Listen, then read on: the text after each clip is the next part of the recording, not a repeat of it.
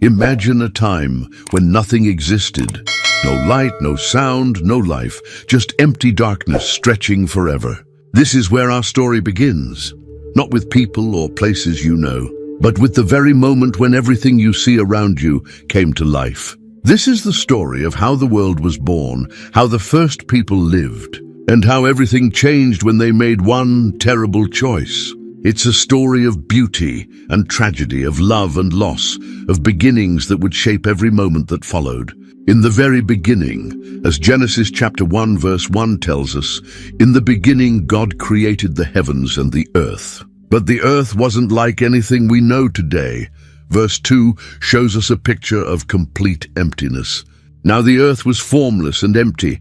Darkness was over the surface of the deep, and the Spirit of God was hovering over the waters. Then something amazing happened. God spoke, just spoke, and when he did, light burst into existence. Genesis 1:3 records his first words, and God said, "Let there be light," and there was light. Can you imagine that moment? The very first light piercing through endless darkness. God saw that the light was good, and he separated it from the darkness, calling the light day and the darkness night. This was the first day. On the second day, God looked at all that water and decided to make space. He created the sky by separating the waters above from the waters below. As verse 7 explains, so God made the vault and separated the water under the vault from the water above it. And it was so. He called this space sky. The third day brought even more wonders. God gathered all the water on earth into seas and let dry ground appear. But he wasn't finished. The earth was still empty, so he covered it with life. Then God said, "Let the land produce vegetation, seed-bearing plants and trees on the land that bear fruit with seed in it, according to their various kinds." And it was so. Genesis 1:11 tells us. Suddenly, grass sprouted, flowers bloomed, and trees grew tall and strong. Day 4 was when God decorated the sky. He made the sun to rule the day and the moon to rule the night. As Genesis 1:16 describes, God made two great lights, the greater light to govern the day and the lesser light to govern the night. He also made the stars. Every twinkling star in the night sky was placed there by his hand. On the fifth day, God filled the waters and the sky with living creatures. Genesis 1:21 shows us the incredible moment. So God created the great creatures of the sea and every living thing with which the water teems and that moves about in it, according to their kinds, and every winged bird according to its kind. Fish swam in the oceans, birds soared through the air, and God saw that it was good. The sixth day was special. First, God made all the animals that live on land. But then, he did something completely different. Genesis 1:26 records his words. Then God said, "Let us make mankind in our image, in our likeness, so that they may rule over the fish in the sea and the birds in the sky, over the livestock and all the wild animals, and over all the creatures that move along the ground." This was the moment when the first human beings came into existence. After 6 days of incredible work, God did something that might surprise you. Genesis 2:2-3 tells us, by the seventh day, God had finished the work he had been doing. So on the seventh day, he rested from all his work. Then God blessed the seventh day and made it holy, because on it he rested from all the work of creating that he had done. Now let's look closer at how God made the first people. Genesis 2:7 gives us the beautiful details. Then the Lord God formed a man from the dust of the ground and breathed into his nostrils the breath of life, and the man became a living being. God didn't just speak Adam into existence like he did with light or stars. He got his hands dirty, forming Adam from the dust, then breathing his own breath into him. That's how special humans were to God. But God knew Adam needed a perfect place to live. So he planted a garden in a place called Eden. Genesis 2:8-9 describes it. Now the Lord God had planted a garden in the east, in Eden, and there he put the man he had formed. The Lord God made all kinds of trees grow out of the ground, trees that were pleasant to sight and good for food. This wasn't just any garden, it was paradise. Two special trees grew there, the tree of life and the tree of the knowledge of good and evil. Rivers flowed through Eden, keeping everything green and beautiful. Adam had everything he could ever want or need. God gave Adam an important job. As Genesis 2:15 explains, the Lord God took the man and put him in the Garden of Eden to work it and take care of it. Adam wasn't lazy. He was the world's first gardener, taking care of this amazing place God had made. But then God said something that shows how much he cared about Adam's happiness.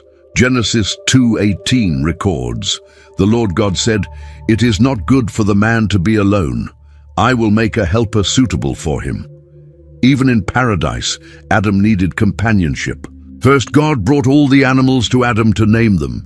Genesis 2:19-20 tells us, "Now the Lord God had formed out of the ground all the wild animals and all the birds in the sky. He brought them to the man to see what he would name them. And whatever the man called each living creature, that was its name. So the man gave names to all the livestock, the birds in the sky and all the wild animals. But for Adam, no suitable helper was found. So God did something amazing. He made Adam fall into a deep sleep, and from Adam's rib, he created woman. When Adam woke up and saw her, his reaction was pure joy. Genesis 2:23 captures his excitement.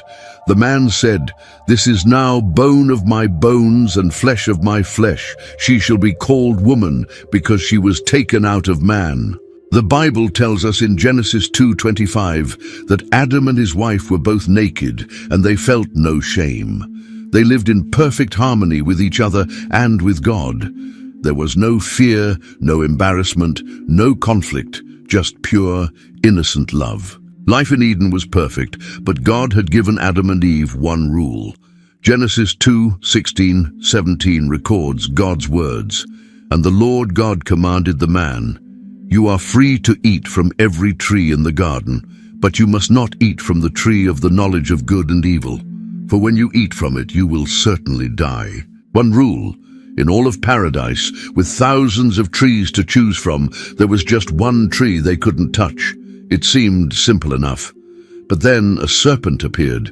This wasn't just any snake. This was the craftiest creature God had made. Genesis 3:1 introduces him. "Now the serpent was more crafty than any of the wild animals the Lord God had made. He said to the woman, 'Did God really say, you must not eat from any tree in the garden?'" Notice how clever the serpent was. He didn't start by telling Eve to disobey. He just asked a question that made her think about God's command in a different way. Eve corrected him, explaining that they could eat from every tree except one, and if they ate from that tree or even touched it, they would die. But then the serpent made his move. Genesis 3:4-5 records his lie.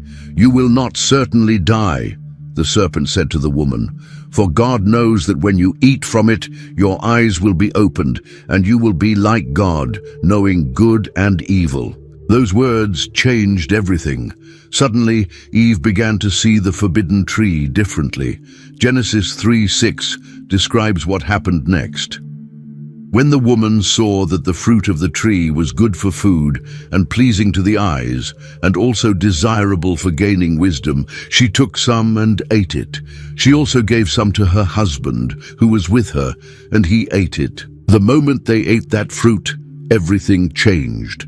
Genesis 3:7 tells us, "Then the eyes of both of them were opened, and they realized they were naked. So they sewed fig leaves together and made coverings for themselves." For the first time, they felt shame and fear. When God came walking in the garden in the cool of the day, as he always did, Adam and Eve hid. Genesis 3:8-9 shows us this heartbreaking moment. "Then the man and his wife heard the sound of the Lord God as he was walking in the garden in the cool of the day, and they hid from the Lord God among the trees of the garden. But the Lord God called to the man, 'Where are you?' God knew exactly where they were, but he was giving them a chance to come forward and admit what they had done. Instead, when Adam finally answered, he did something that showed how deeply sin had already affected him. Genesis 3:12 records his response. The man said, "The woman you put here with me, she gave me some fruit from the tree, and I ate it." Adam didn't just fail to take responsibility. He actually blamed both Eve and God himself for what had happened. When God asked Eve what she had done, she also shifted blame, saying in verse 13, "The woman said, 'The serpent deceived me, and I ate.'" God's response to their disobedience was both just and heartbreaking. First, he dealt with the serpent. Genesis 3:14-15 records the curse. "So the Lord God said to the serpent, 'Because you have done this, cursed are you above all livestock and all wild animals. You will crawl on your belly, and you will eat dust all the days of your life. And I will put enmity between you and the woman, and between your offspring and hers. He will crush your head, and you will strike his heel.'" Then God turned to Eve. Genesis 3:16 shows the consequence for women. "To the woman he said, 'I will make your pains in childbearing very severe. With painful labor you will give birth to children. Your desire will be for your husband, and he will rule over you.'" Adam's punishment was different but equally serious. Genesis 3:17-19 records God's words. "To Adam he said, 'Because you listened to your wife and ate fruit from the tree about which I commanded you, you must not eat from it. Cursed is the ground because of you. Through painful toil, you will eat food from it all the days of your life. It will produce thorns and thistles for you, and you will eat the plants of the field. By the sweat of your brow you will eat your food until you return to the ground, since from it you were taken. For dust you are, and to dust you will return." Work, which had been joyful in Eden, would now be hard and frustrating. The ground would fight against them. And most devastating of all, death had entered the world, but even in judgment, God showed mercy. Genesis 3:21 tells us, "The Lord God made garments of skin to clothe them." He cared for them even after they had disobeyed him. Then came the moment they must have dreaded. God explained why they had to leave Eden. Genesis 3:22-24 records his reasoning. "And the Lord God said, 'The man has now become like one of us, knowing good and evil. He must not be allowed to reach out his hand and take also from the tree of life and eat and live forever.' So the Lord God banished him from the Garden of Eden to work the ground from which he had been taken. After he banished them, he placed on the east side of the Garden of Eden cherubim and a flaming sword flashing back and forth to guard the way to the tree of life. Adam and Eve found themselves outside paradise, in a world that was broken because of their choice. They could never go back. Outside of Eden, life continued. Genesis 4:1-2 tells us about the first children. Adam made love to his wife Eve, and she became pregnant and gave birth to Cain. She said, "With the help of the Lord, I've brought forth a man." Later she gave birth to his brother Abel. Now Abel kept flocks, and Cain worked the soil. These two brothers grew up in a world very different from the one their parents had known. They had never seen Eden, never walked with God in perfect harmony. But they knew about God, and they brought him offerings. Genesis 4:3-4 describes their worship.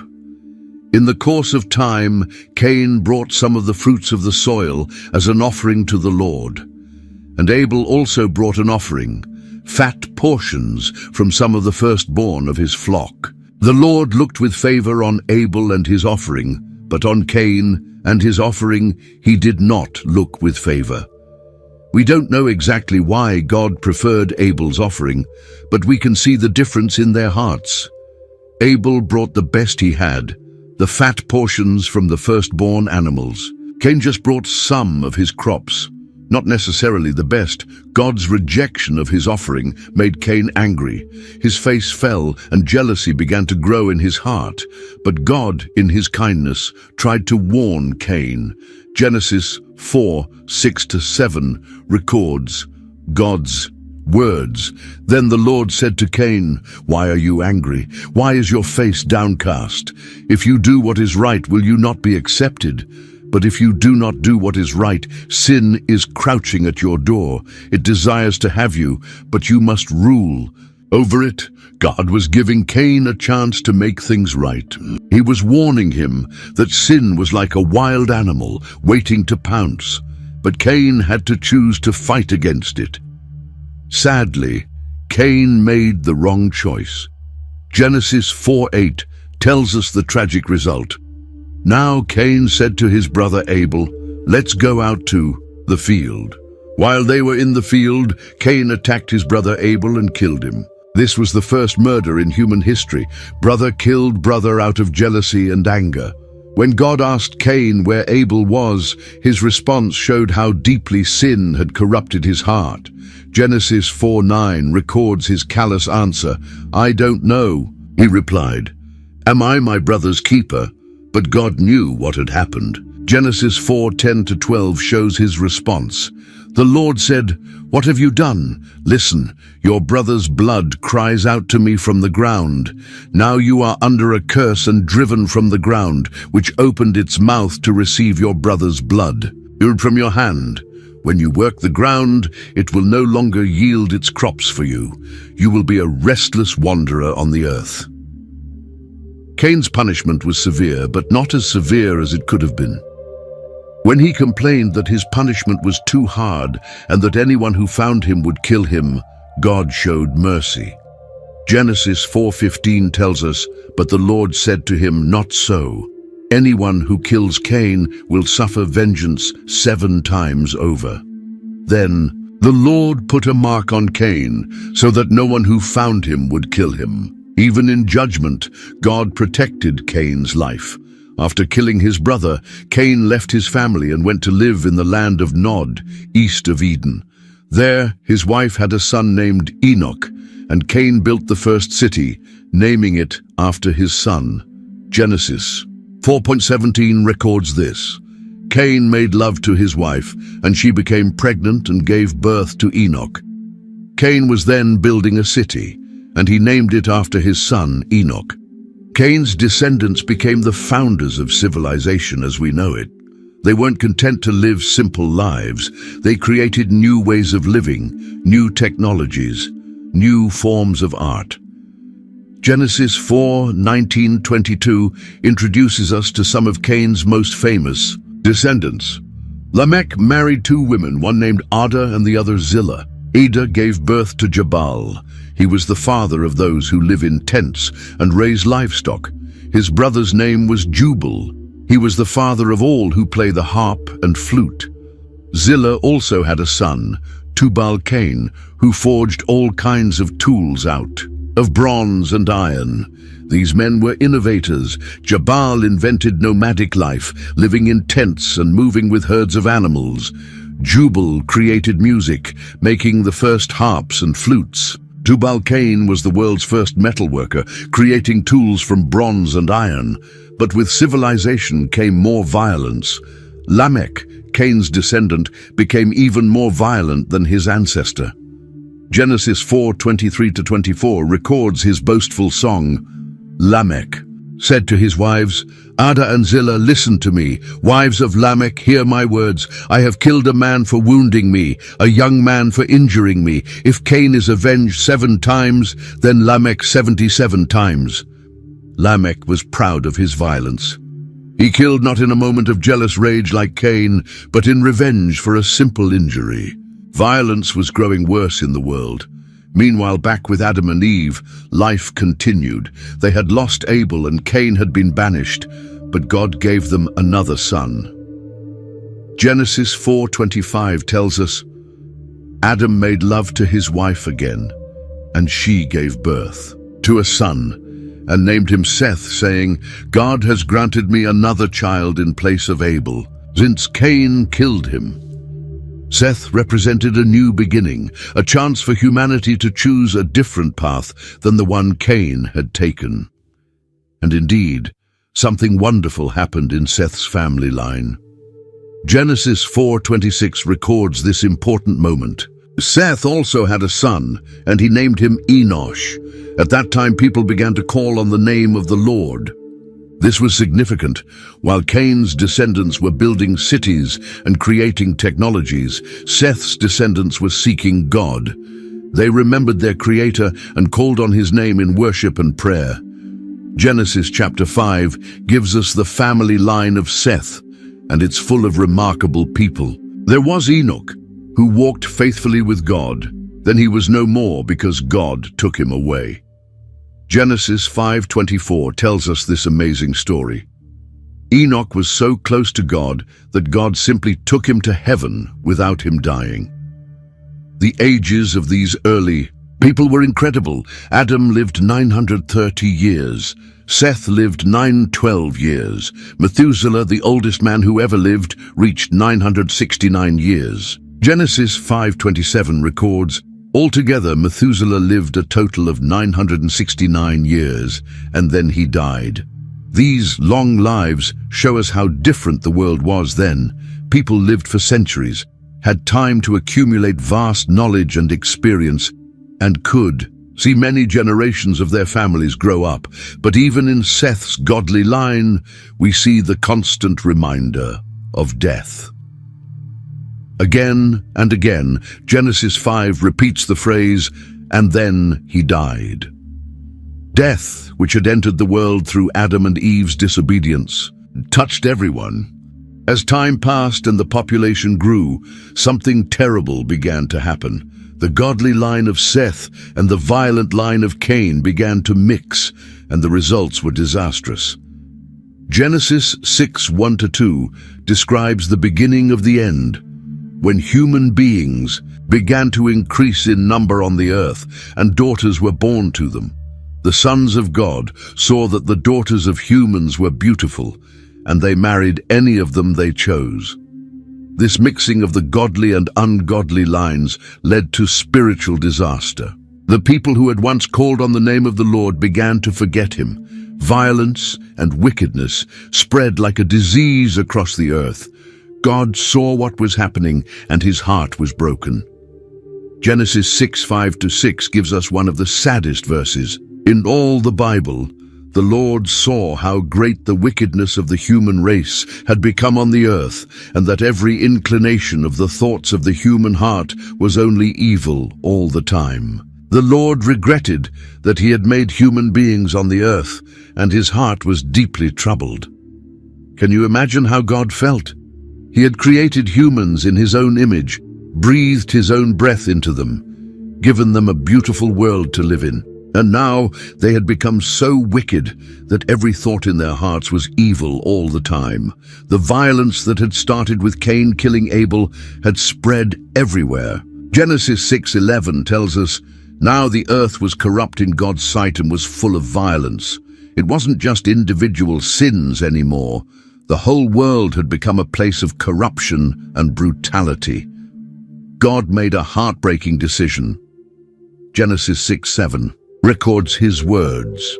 So the Lord said, I will wipe from the face of the earth the human race I have created, and with them the animals, the birds, and the creatures that move along the ground, for I regret that I have made them. The world that had begun with such beauty and hope had become so evil that God decided to start over. But even in His judgment, God's mercy would shine through. Genesis 6:8 gives us hope. But Noah found favor in the eyes of the Lord. The story of creation had led to paradise, then to disobedience, then to murder, then to civilization, and finally to complete corruption. But it wasn't over. A God had a plan to save humanity through one righteous man and his family. In a world drowning in violence and evil, one man stood apart. His name was Noah, and Genesis 6:9 describes him this way. This is the account of Noah and his family. Noah was a righteous man, blameless among the people of his time, and he walked faithfully with God. While everyone around him had forgotten their Creator, Noah remembered. While others chose violence and wickedness, Noah chose to follow God's ways. Noah wasn't perfect. No human being except Jesus ever was. But in a world where every thought of people's hearts was evil all the time, Noah's heart was different. He loved God and tried to live the way God wanted him to live. Genesis 6:9 tells us he was blameless among the people of his time. This doesn't mean he never made mistakes, but that compared to everyone else, he was trying to do what was right. God noticed Noah's faithfulness. While he was planning to destroy the earth because of its wickedness, he decided to save Noah and his family. Genesis 6:13 records the moment when God spoke to Noah. So God said to Noah, "I am going to put an end to all people, for the earth is filled with violence because of them. I'm surely going to destroy both them and the earth." Can you imagine how Noah felt when God told him this?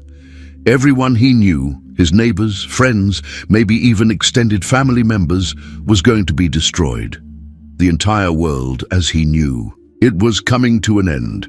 It must have been terrifying and heartbreaking at the same time, but God had a plan to save Noah and start fresh with the human race.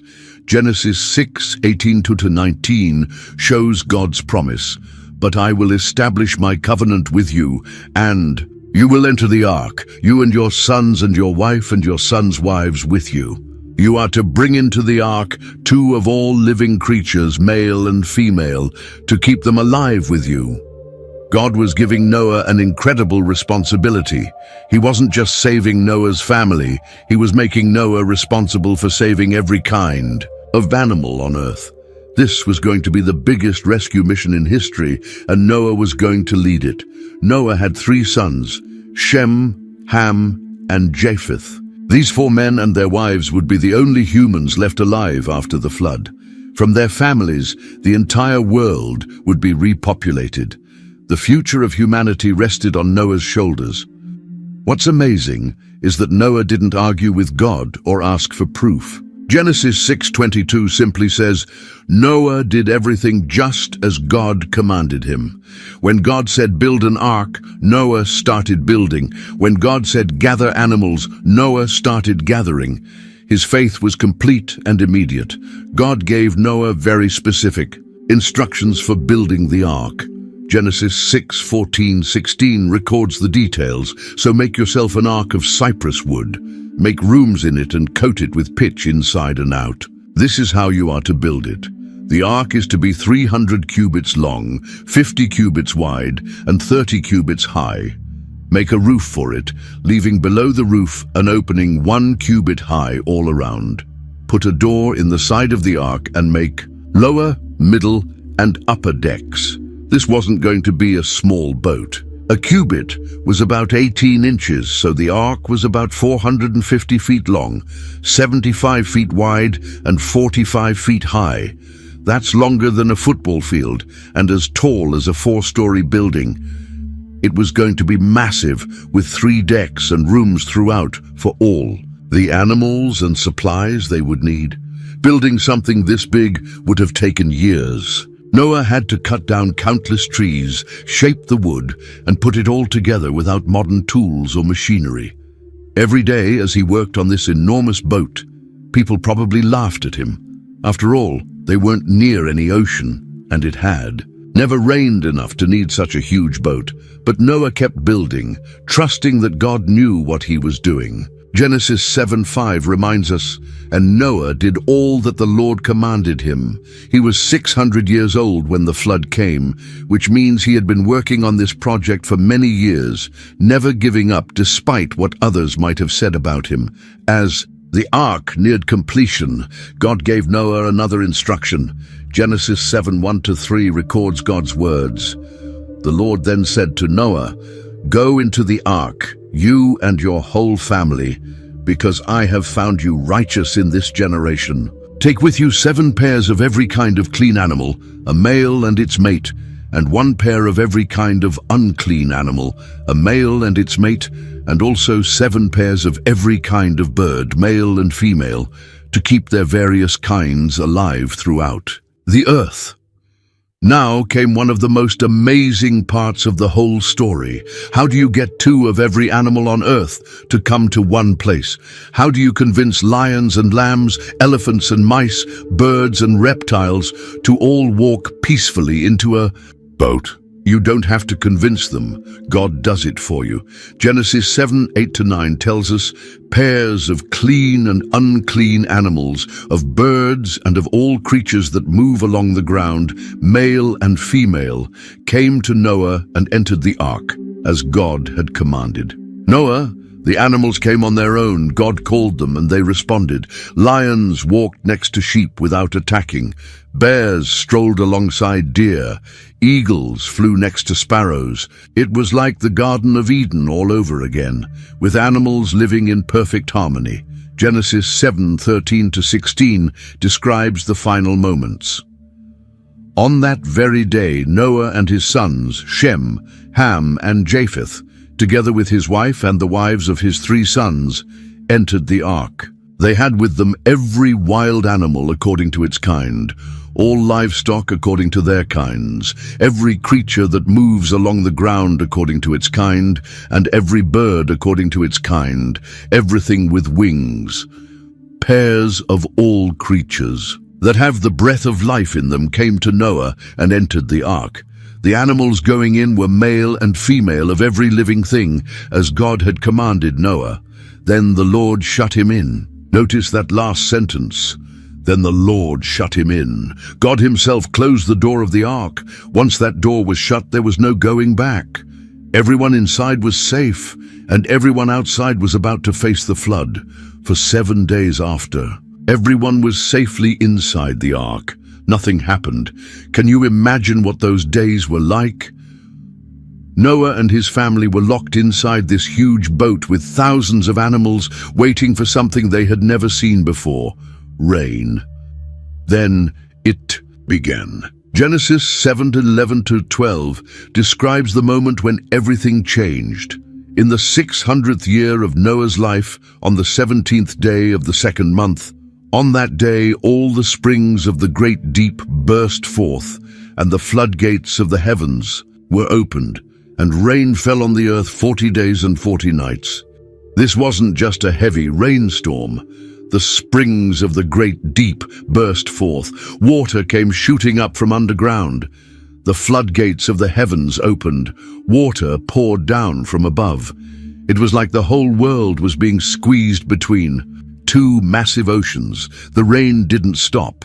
Day after day, night after night, water kept falling. Genesis 7:17 tells us, for 40 days the flood kept coming on the earth, and as the waters increased, they lifted the ark high above the earth. At first, people outside probably thought it was just a bad storm. They might have run for shelter, expecting it to pass. But as the hours turned to days, and the days turned to weeks, they must have realized something terrible was happening. The water kept rising higher and higher.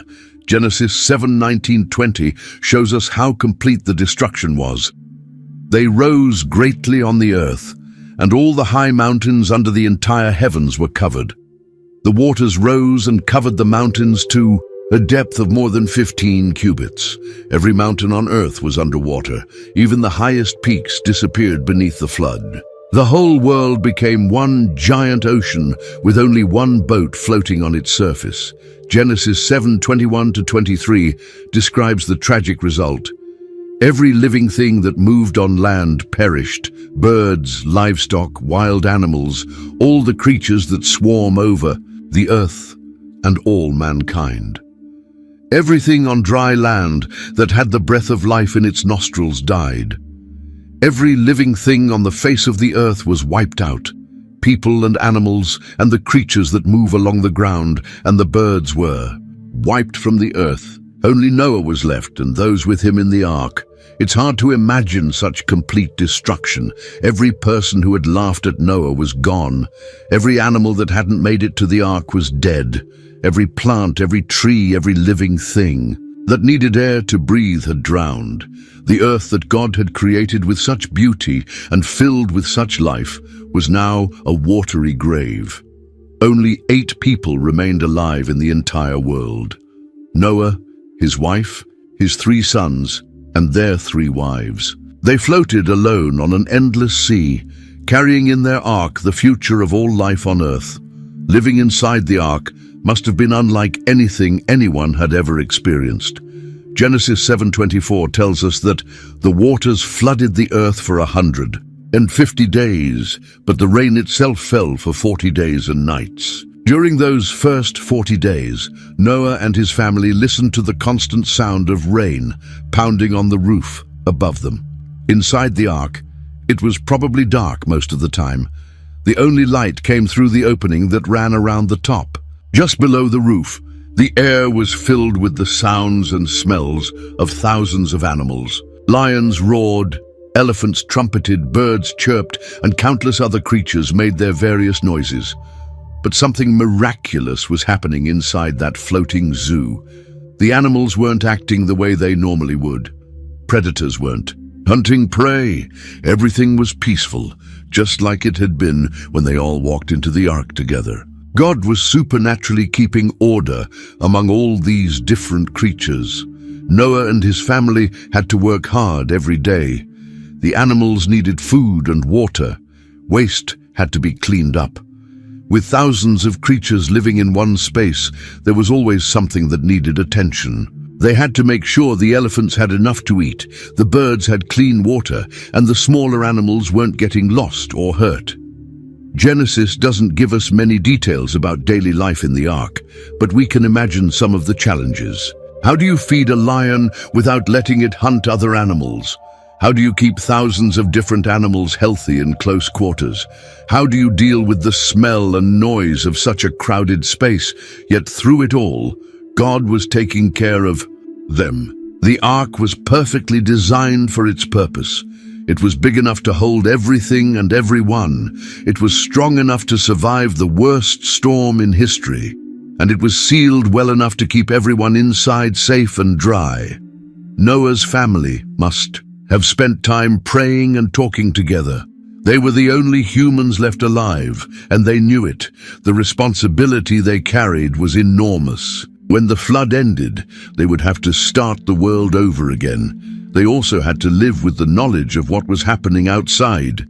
Every day, as they cared for the animals and maintained their floating home, they knew that everything they had ever known was being destroyed. Every place they had ever visited, every person they had ever met, was gone forever.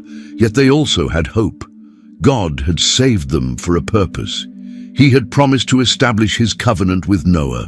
When the water went down, they would step out into a clean, fresh world and begin again.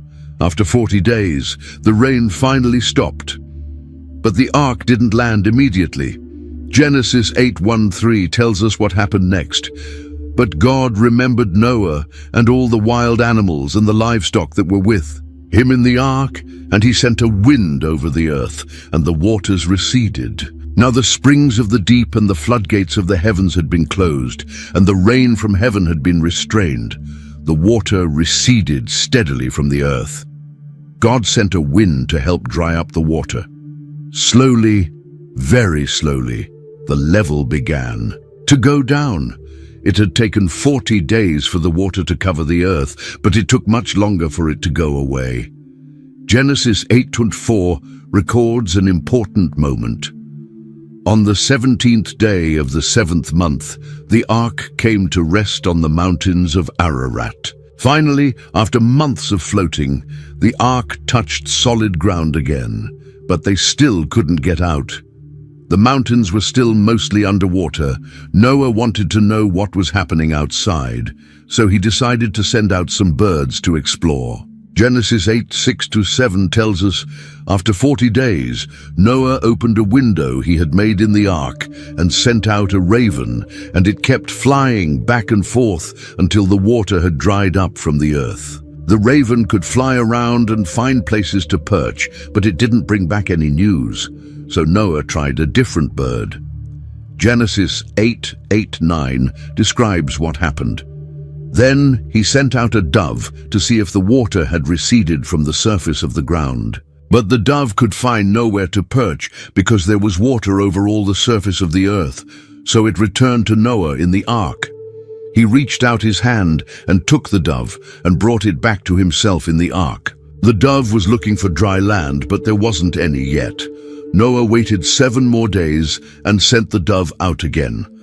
Genesis 8:10-11 tells us about this second trip. He waited 7 more days and again sent out the dove from the ark. When the dove returned to him in the evening, there in its beak was a freshly plucked olive leaf. Then Noah knew that the water had receded from the earth. An olive leaf. It was the first sign of new life, the first proof that plants were growing again, somewhere on earth. Noah must have been so excited to see that little green leaf. It meant the world was coming back to life. Noah waited another 7 days and sent the dove out a third time. Genesis 8:12 records, he waited 7 more days and sent the dove out again, but this time it did not return to him. The dove had found a place to live. The earth was ready, but Noah was a patient man who waited for God's permission. Genesis 8:13-14 shows his careful obedience. By the first day of the first month of Noah's 601st year, the water had dried up from the earth. Noah then removed the covering from the ark and saw that the surface of the ground was dry. By the 27th day of the second month, the earth was completely dry. Finally, after more than a year in the ark, God gave Noah permission to leave. Genesis 8:15-16 records God's words. Then God said to Noah, "Come out of the ark, you and your wife and your sons and their wives." When Noah and his family stepped out of the ark, they were looking at a completely different world. Genesis 8:18-19 describes the moment. So Noah came out, together with his sons and his wife and his sons' wives, all the animals and all the creatures that move along the ground and all the birds, everything that moves on land, came out of the ark, one kind after another. The first thing Noah did wasn't to build a house or plant a garden. Genesis 8:20 tells us, "Then Noah built an altar to the Lord, and taking some of all the clean animals and clean birds, he sacrificed burnt offerings on it." Noah's first act in the new world was to worship God and thank him for salvation. This sacrifice was important. Noah took some of the clean animals. Remember, he had brought 7 pairs of these instead of just 2, and offered them to God. He was giving back to God some of the very animals that God had used to save his family. God was pleased with Noah's sacrifice. Genesis 8:21 records God's response. "The Lord smelled the pleasing aroma and said in his heart, 'Never again will I curse the ground because of humans, even though every inclination of the human heart is evil from childhood, and never again will I destroy all living creatures as I have done.'" This was an amazing promise. Even though God knew that people would still sin, that every inclination of the human heart is evil from childhood, he promised never again to destroy the world with a flood. He was giving humanity another chance. Genesis 8:22 contains one of the most comforting promises in the Bible. As long as the earth endures, seed time and harvest, cold and heat, summer and winter, day and night will never cease. God was promising that the basic rhythms of life would continue. There would always be seasons, always be day and night, always be time to plant and time to harvest. Then God gave Noah and his family some important instructions. Genesis 9:1-3 records his blessing. Then God blessed Noah and his sons, saying, "To them be fruitful and increase in number and fill the earth. The fear and dread of you will fall on all the beasts of the earth and on all the birds in the sky, on every creature that moves along the ground, and on all the fish in the sea. They are given into your hands. Everything that lives and moves about will be food for you. Just as I gave you the green plants, I now give you everything." This was similar to what God had told Adam and Eve, but with some important differences. Now humans could eat meat, not just plants, and the animals would fear humans instead of living in perfect harmony with them, like they had in Eden. But God also gave them an important rule about life. Genesis 9:4-6 records, His command, "But you must not eat meat that has its lifeblood still in it. And for your lifeblood I will surely demand an accounting. I will demand an accounting from every animal, and from each human being too. I will demand an accounting for the life of another human being. Whoever sheds human blood, by humans shall their blood be shed. For in the image of God has God made mankind." God was making it clear that life was precious. Animal life had value. You couldn't just waste it. And human life was especially sacred because people were made in God's image. Murder would be punished severely. Then God made a beautiful covenant with Noah and his family. Genesis 9:11-13 describes this promise. "I establish my covenant with you. Never again will all life be destroyed by the waters of a flood. Never again will there be a flood to destroy the earth." And God said, "This is the sign of the covenant I am making between me and you and every living creature with you, a covenant for all generations to come. I have set my rainbow in the clouds, and it will be the sign of the covenant between me and the earth." The rainbow became God's promise written across the sky. Every time Noah and his descendants saw a rainbow after a storm, they would remember that God had promised never again to destroy the world with a flood. It was a sign of hope, a reminder that God keeps his promises. Genesis 9:14-16 explains the full meaning. "Whenever I bring clouds over the earth and the rainbow appears in the clouds, I will remember my covenant between me and you and all living creatures of every kind. Never again will the waters become a flood to destroy all life. Whenever the rainbow appears in the clouds, I will see it and remember the everlasting covenant between God and all living creatures of every kind on the earth." After all the drama of the flood, Noah settled down to normal life. Genesis 9:20 tells us Noah, a man of the soil, proceeded to plant a vineyard. He became a farmer, growing grapes and making wine. It seems like a peaceful way to spend his later years. But then something happened that shows us that even righteous Noah was still a flawed human being. Genesis 9:21 records the incident. "When he drank some of its wine, he became drunk and lay uncovered inside his tent. Noah got drunk and passed out naked in his tent. This was embarrassing and shameful behavior, especially for the man who had been chosen by God to save the human race. It reminds us that even the best people can make serious mistakes. What happened next reveals the different characters of Noah's sons. Genesis 9:22-23 tells the story. Ham, the father of Canaan, saw his father naked and told his two brothers outside. But Shem and Japheth took a garment and laid it across their shoulders. Then they walked in backward and covered their father's naked body. Their faces were turned the other way so that they would not see their father naked. Ham saw his father's shame, and instead of quietly covering him up, he went and told his brothers about it. He seemed to find it amusing or entertaining. But Shem and Japheth acted with respect and love. They covered their father's nakedness without even looking at him, protecting his dignity even when he couldn't protect it himself. When Noah woke up and learned what had happened, his response was swift and serious. Genesis 9:24-27 records his words. When Noah awoke from his wine and found out what his youngest son had done to him, he said, "Cursed be Canaan, the lowest of slaves will he be to his brothers."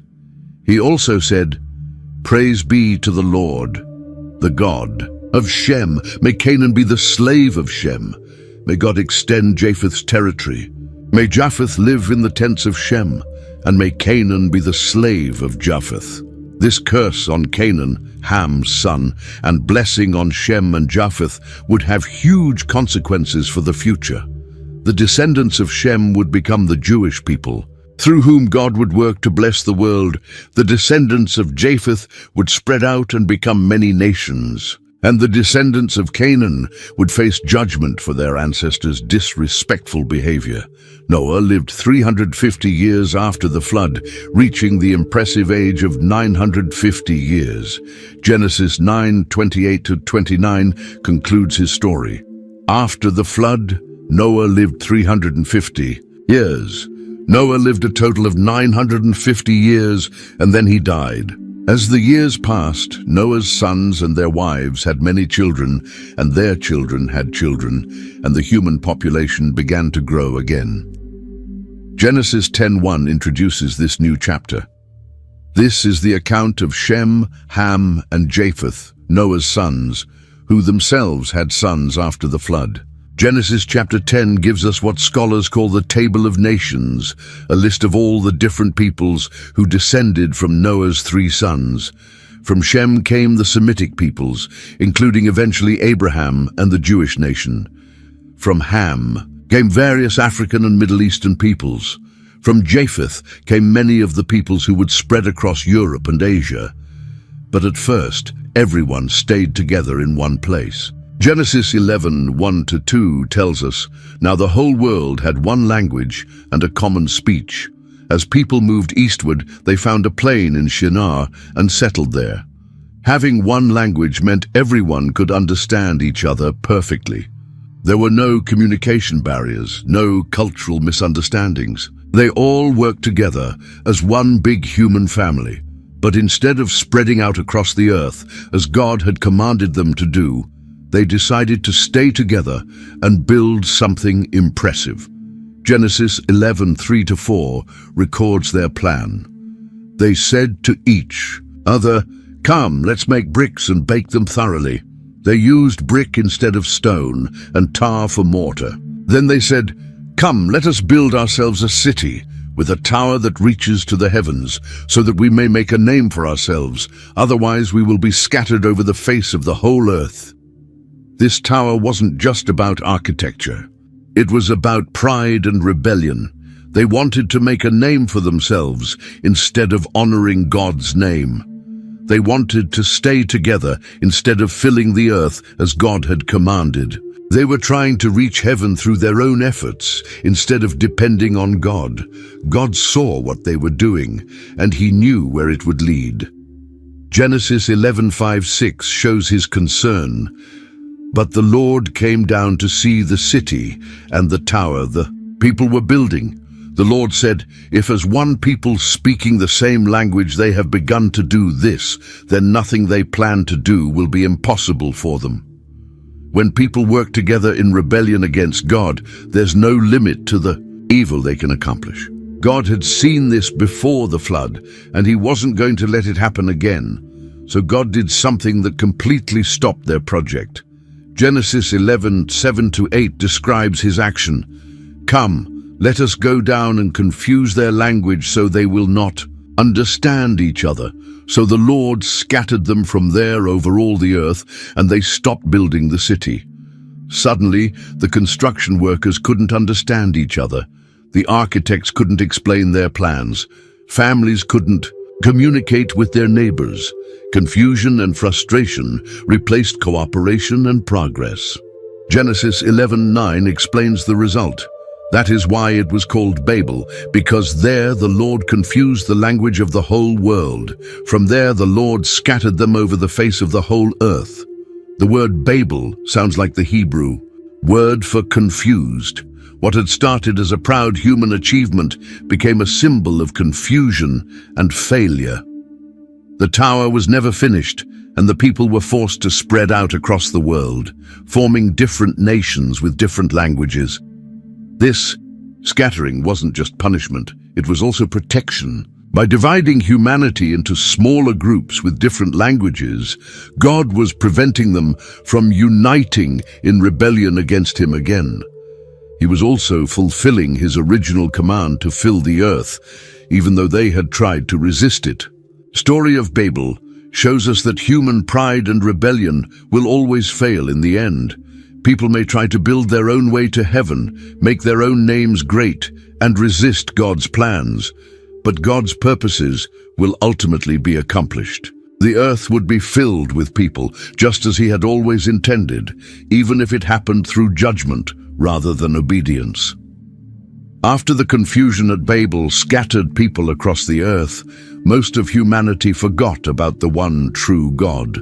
They began worshipping idols made of wood and stone, serving false gods that couldn't see or hear or help them. But God hadn't forgotten his plan to bless the world through a special family. In the city of Ur of the Chaldeans, there lived a man named Abram. His father was Terah, and he had two brothers, Nahor and Haran.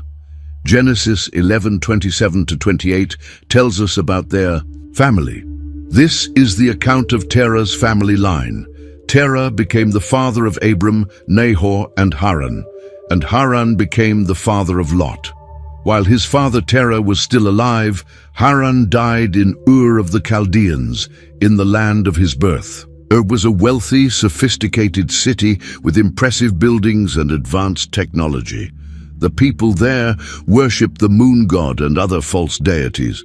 Abram grew up surrounded by idol worship, just like everyone else in his culture. His family probably had their own household gods that they prayed to and served. But then something incredible happened.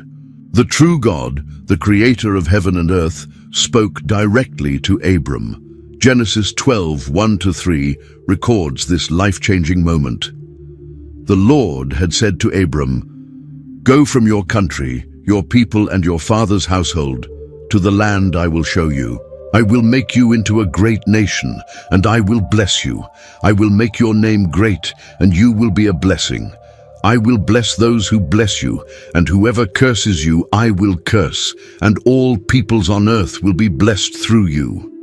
Think about what God was asking Abram to do. Leave everything familiar, his country, his extended family, his father's house. Go to a place God hadn't even named yet. Trust completely in promises that seemed impossible. Abram was 75 years old, and his wife Sarai was barren. How could he become a great nation when he didn't even have children? But Abram believed God. Genesis 12:4-5 shows his immediate obedience. So Abram went as the Lord had told him, and Lot went with him. Abram was 75 years old when he set out from Haran.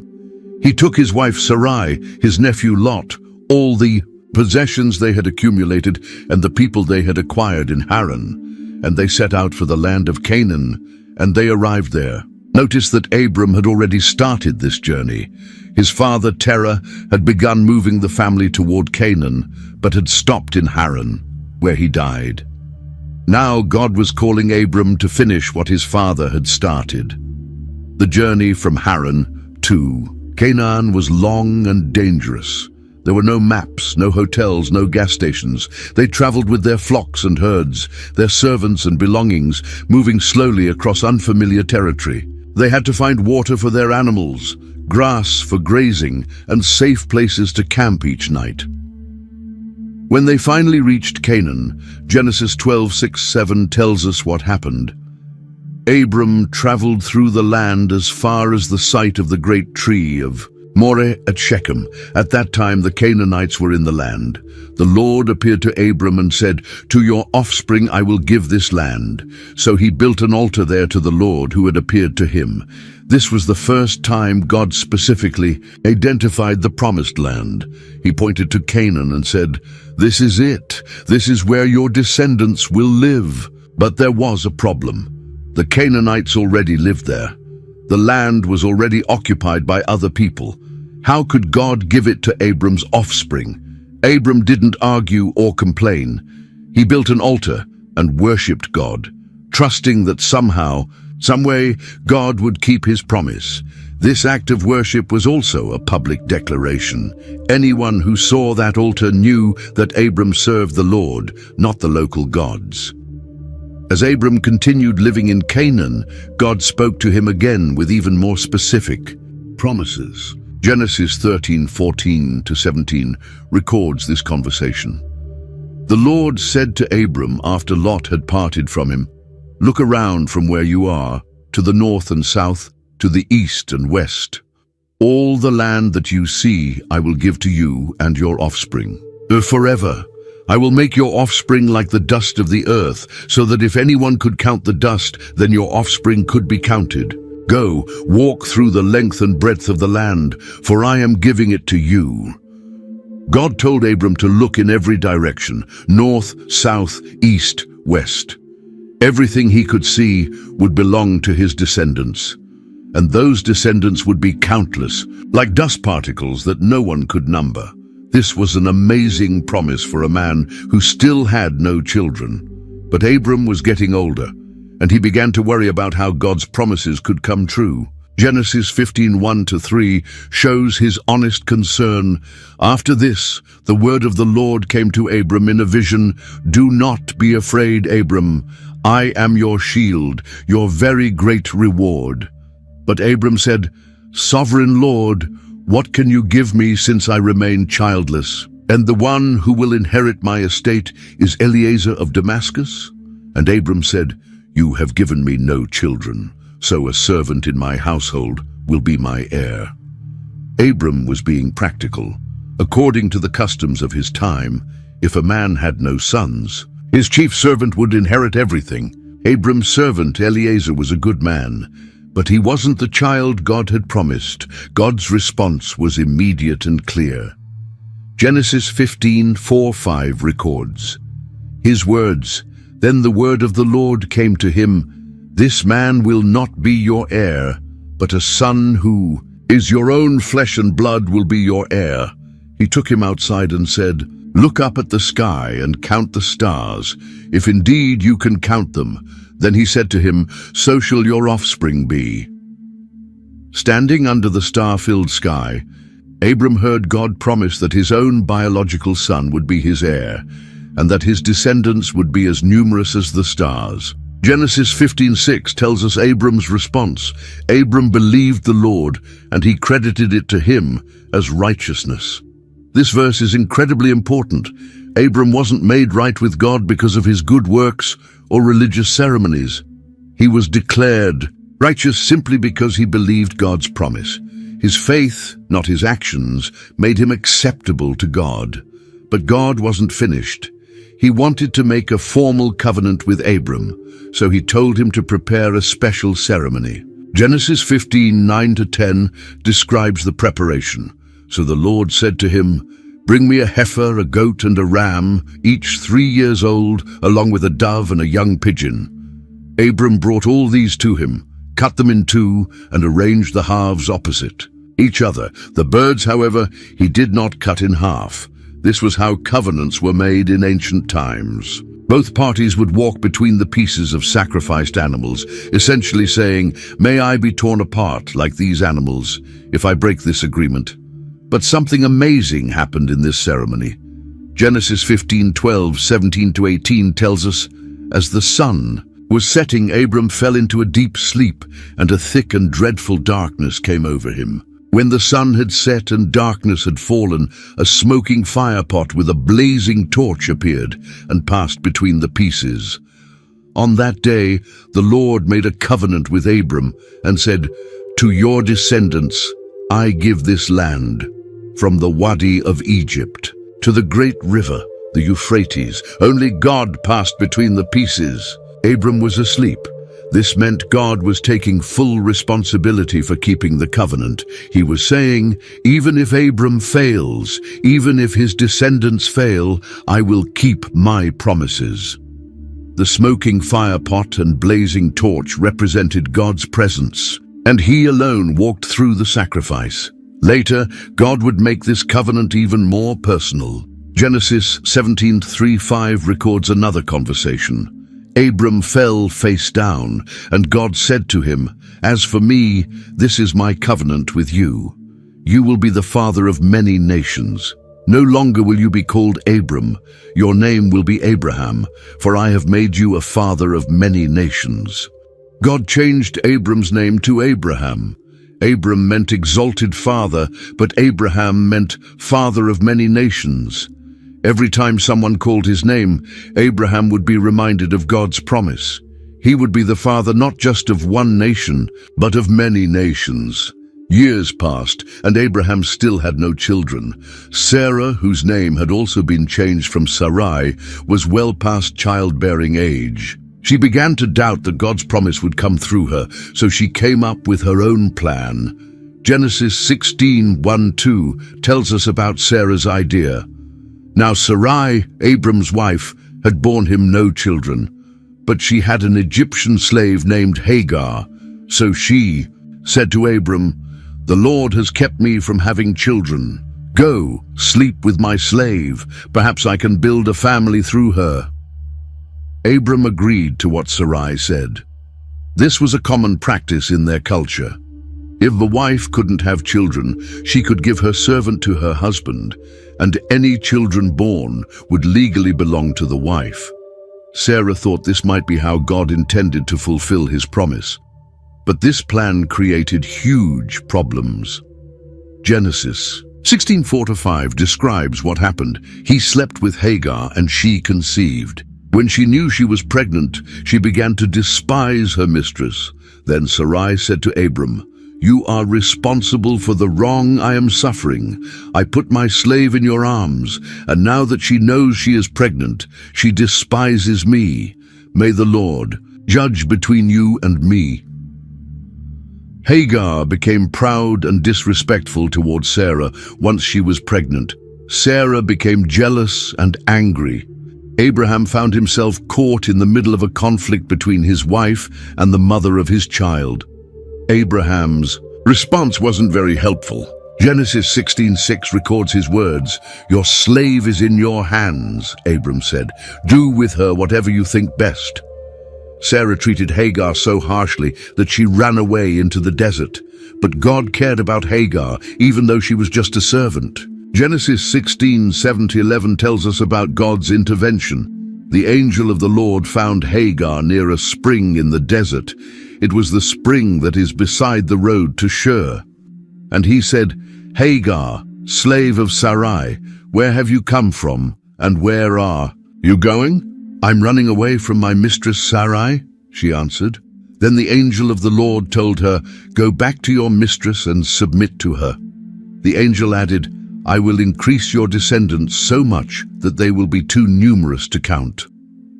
The angel of the Lord also said to her, "You are now pregnant, and you will give birth to a son. You shall name him Ishmael, for the Lord has heard of your misery." God promised Hagar that her son would also become the father of a great nation. The name Ishmael meant God hears, because God had heard Hagar's cry for help in her distress. Genesis 16:15-16 concludes this part of the story.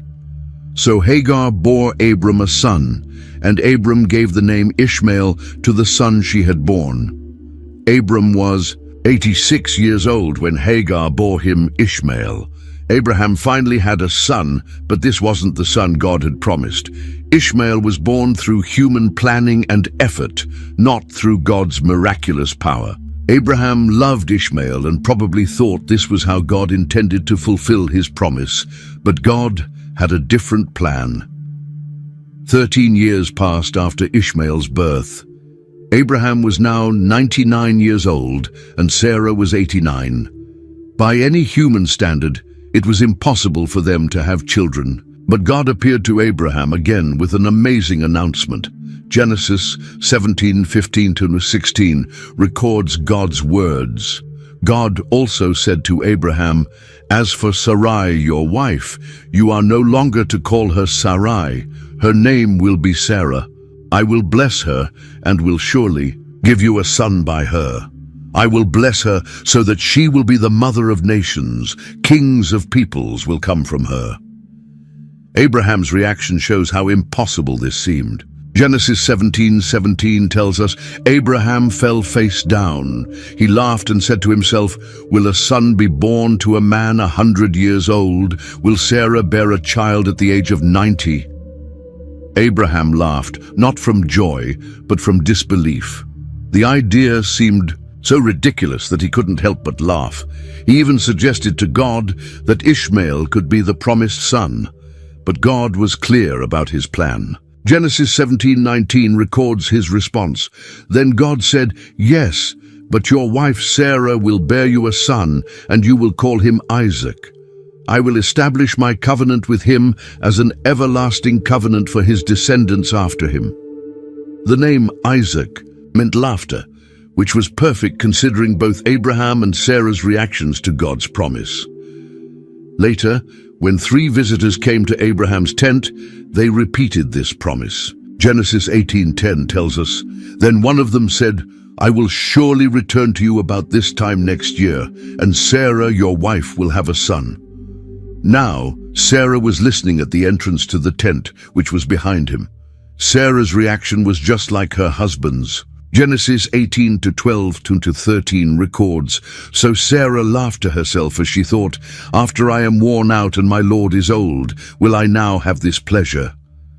Then the Lord said to Abraham, 'Why did Sarah laugh and say, "Will I really have a child now that I'm old?" When confronted about her laughter, Sarah was afraid and denied it, but the visitor knew she had laughed. Genesis 18:14 contains one of the most powerful questions in the Bible. "Is anything too hard for the Lord? I will return to you at the appointed time next year, and Sarah will have a son." Exactly as God had promised, Sarah became pregnant. Genesis 21:1-3 describes the miracle. "Now the Lord was gracious to Sarah as he had said, and the Lord did for Sarah what he had promised. Sarah became pregnant and bore a son to Abraham in his old age, at the very time God had promised him. Abraham gave the name Isaac to the son Sarah bore him. Isaac's birth was completely miraculous. Sarah was far too old to have children naturally. This baby was born entirely through God's power, proving that nothing is impossible with God. Genesis 21:6-7 shows Sarah's joy. Sarah said, "God has brought me laughter, and everyone who hears about this will laugh with me." And she added, "Who would have said to Abraham that Sarah would nurse children, yet I have borne him a son in his old age." The laughter that had once expressed doubt and disbelief now expressed pure joy and amazement. God had done the impossible, and Sarah couldn't contain her happiness. Isaac grew up as the beloved son of promise. He was everything Abraham had hoped for and more. But then God asked Abraham to do something that seemed to contradict everything he had promised. Genesis 22:1-2 records this shocking command. Sometime later, God tested Abraham. He said to him, "Abraham." "Here I am," he replied. Then God said, "Take your son, your only son, whom you love, Isaac, and go to the region of Moriah. Sacrifice him there as a burnt offering on a mountain I will show you." This was the ultimate test of Abraham's faith. God was asking him to sacrifice the very son through whom all the promises were supposed to be fulfilled.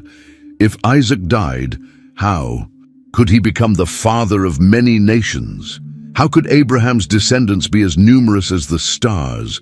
But notice how God described Isaac: "Your son, your only son, whom you love." God knew how much Isaac meant to Abraham. This wasn't a casual request. It was asking Abraham to give up the most precious thing in his life. Abraham's response is incredible. Genesis 22:3 simply says, "Early the next morning Abraham got up and loaded his donkey. He took with him 2 of his servants and his son Isaac.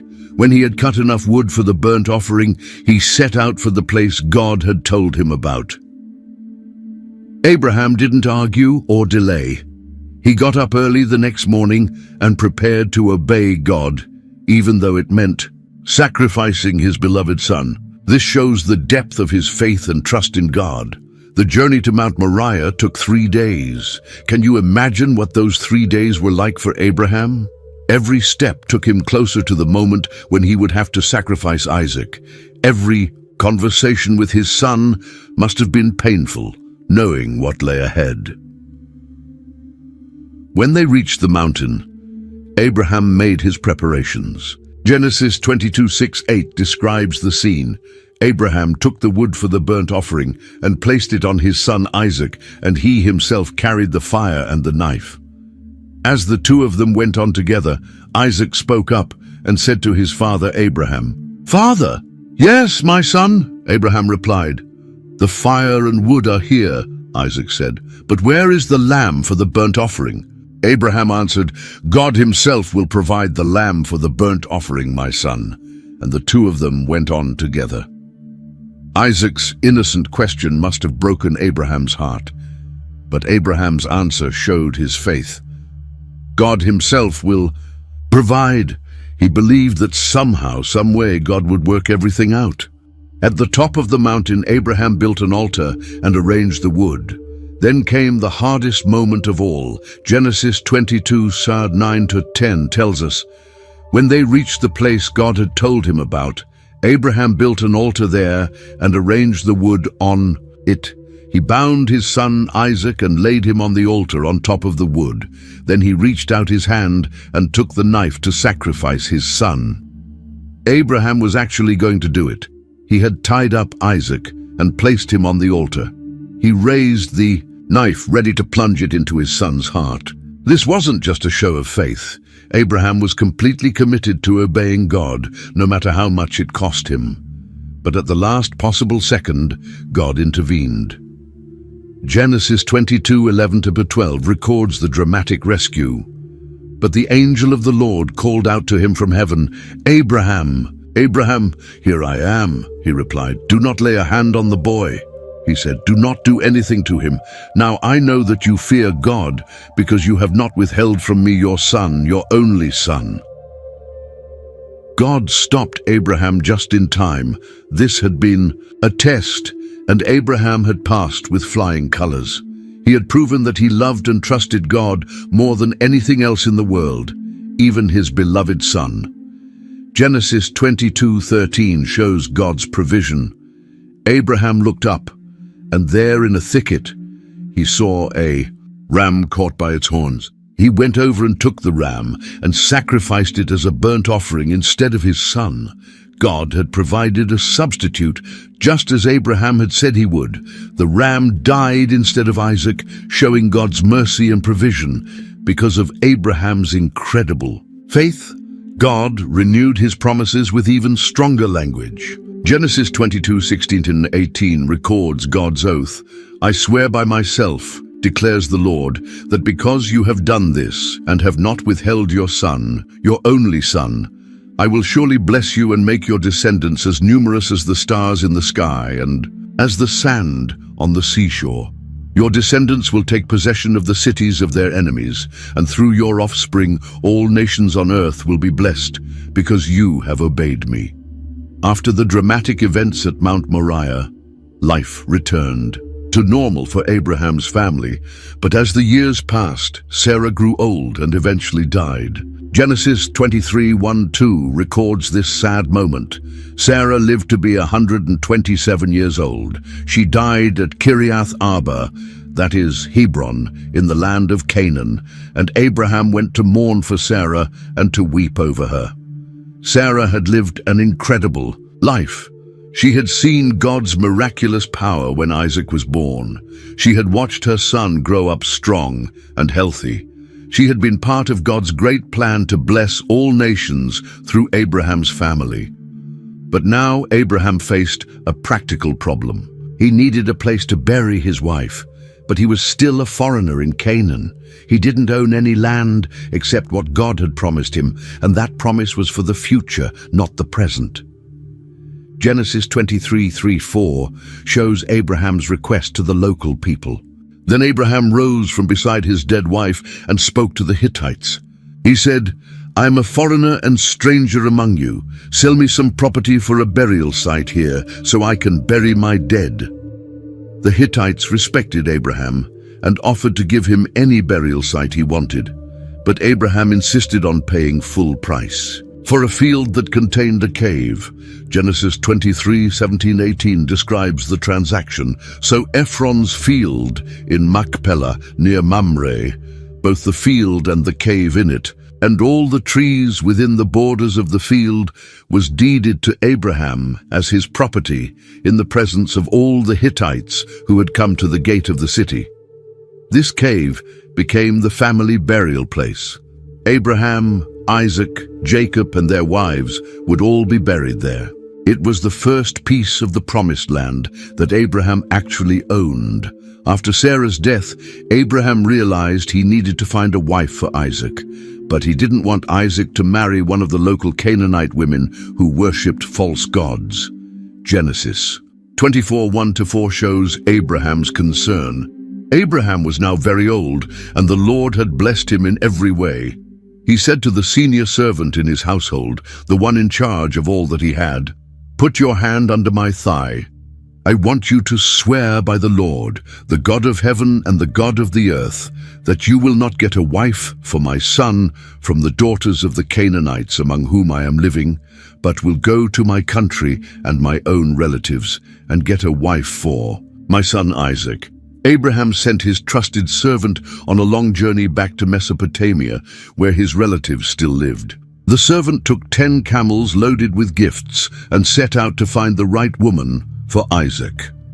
When the servant reached the city where Abraham's relatives lived, he prayed for God's guidance. Genesis 24:12-14 records his prayer. Then he prayed, "Lord God of my master Abraham, make me successful today and show kindness to my master Abraham. See, I am standing beside this spring, and the daughters of the townspeople are coming out to draw water. May it be that when I say to a young woman, 'Please let down your jar that I may have a drink,' and she says, 'Drink, and I'll water your camels too. Let her be the one you have chosen for your servant Isaac.'" Before he had even finished praying, a beautiful young woman named Rebekah came to the well. Genesis 24:18-20 describes what happened. She said, "Drink, my lord," and quickly lowered the jar to her hands and gave him a drink. After she had given him a drink, she said, "I'll draw water for your camels too, until they have had enough to drink." So she quickly emptied her jar into the trough, ran back to the well to draw more water, and drew enough for all his camels. This was exactly what the servant had prayed for. Rebekah not only gave him water, but also volunteered to water all 10 camels, a huge job that showed her kind and generous heart. When the servant learned that Rebekah was Abraham's great-niece, he knew God had answered his prayer. After explaining his mission to her family and receiving their permission, Rebekah agreed to return with him to marry Isaac. Genesis 24:62-67 describes their first meeting. Now Isaac had come from Beer Lahai Roi, for he was living in the Negev. He went out to the field one evening to meditate, and as he looked up, he saw camels approaching. Rebekah also looked up and saw Isaac. She got down from her camel and asked the servant, "Who is that man in the field coming to meet us?" "He is my master," the servant answered. So she took her veil and covered herself. Then the servant told Isaac all he had done. Isaac brought her into the tent of his mother Sarah, and he married Rebekah. So she became his wife, and he loved her, and Isaac was comforted after his mother's death. Isaac and Rebekah were happy together, but for many years they had no children. Like his father before him, Isaac had to wait and trust God's timing. Genesis 25:20-21 tells us, Isaac was 40 years old when he married Rebekah, daughter of Bethuel the Aramean from Paddan Aram and sister of Laban the Aramean. Isaac prayed to the Lord on behalf of his wife because she was childless. The Lord answered his prayer, and his wife Rebekah became pregnant. But this pregnancy was different from most. Genesis 25:22 describes Rebekah's unusual experience. The babies jostled each other within her, and she said, "Why is this happening to me?" So she went to inquire of the Lord. The babies were fighting inside the womb. This troubled Rebekah so much that she went to ask God what was happening. God's answer was startling. Genesis 25:23 records his prophecy. The Lord said to her, Two nations are in your womb, and two peoples from within you will be separated. One people will be stronger than the other, and the older will serve the younger. God was telling Rebekah that her twins would become the fathers of two different nations, and that these nations would always be in conflict. Even more surprising, the younger son would become greater than the older son, the opposite of what usually happened in those days. When the twins were born, they were as different as could be. Genesis 25:24-26 describes their birth. When the time came for her to give birth, there were twin boys in her womb. The first to come out was red, and his whole body was like a hairy garment, so they named him Esau. After this, his brother came out, with his hand grasping Esau's heel. So he was named Jacob. Isaac was 60 years old when Rebekah gave birth to them. Esau came out first, covered with red hair. His name meant hairy. Jacob came out holding onto Esau's heel, as if he was trying to pull his brother back and be born first himself.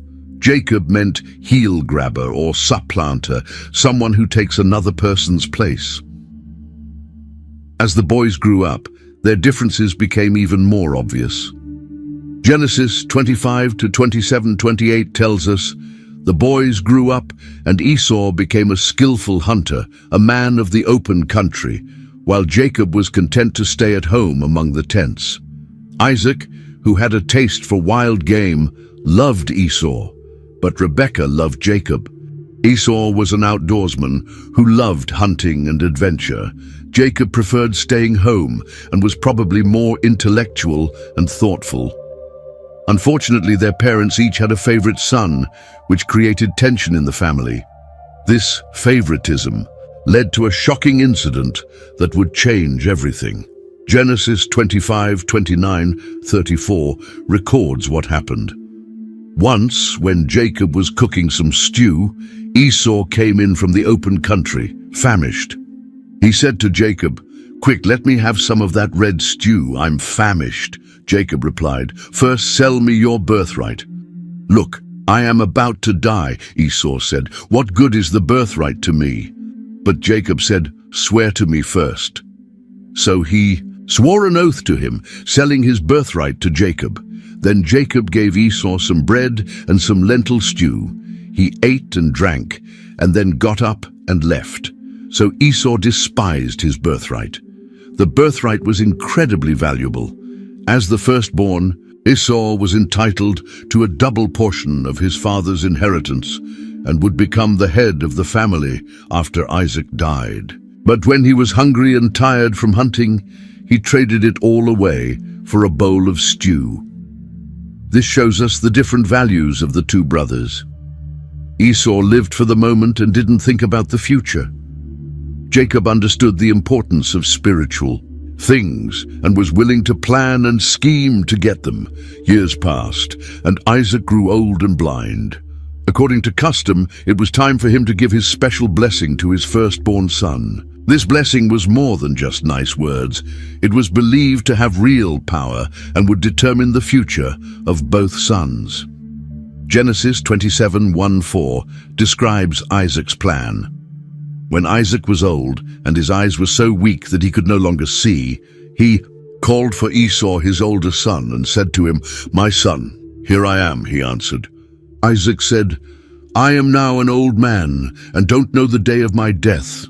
Now then, get your equipment, your quiver and bow, and go out to the open country to hunt some wild game for me. Prepare me the kind of tasty food I like and bring it to me, to eat, so that I may give you my blessing before I die."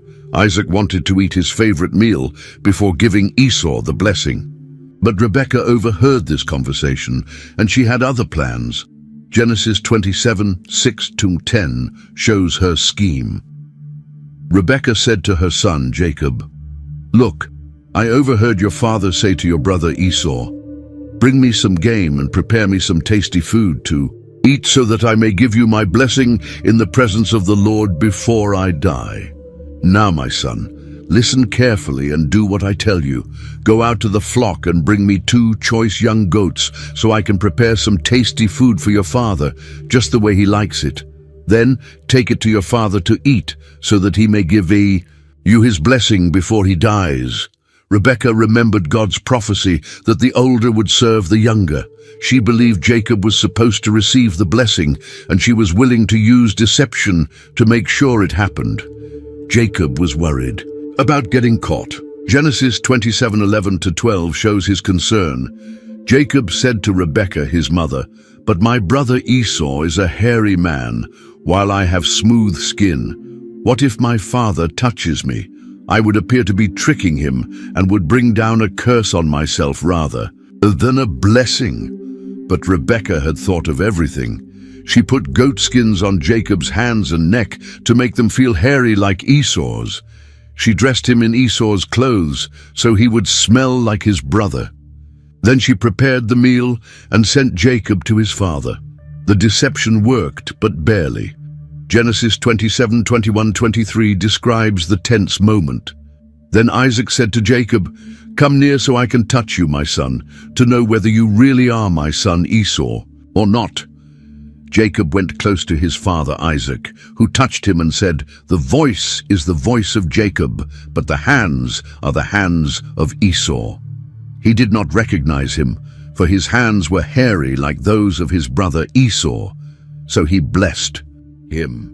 Isaac was suspicious because Jacob's voice sounded wrong, but the hairy hands convinced him.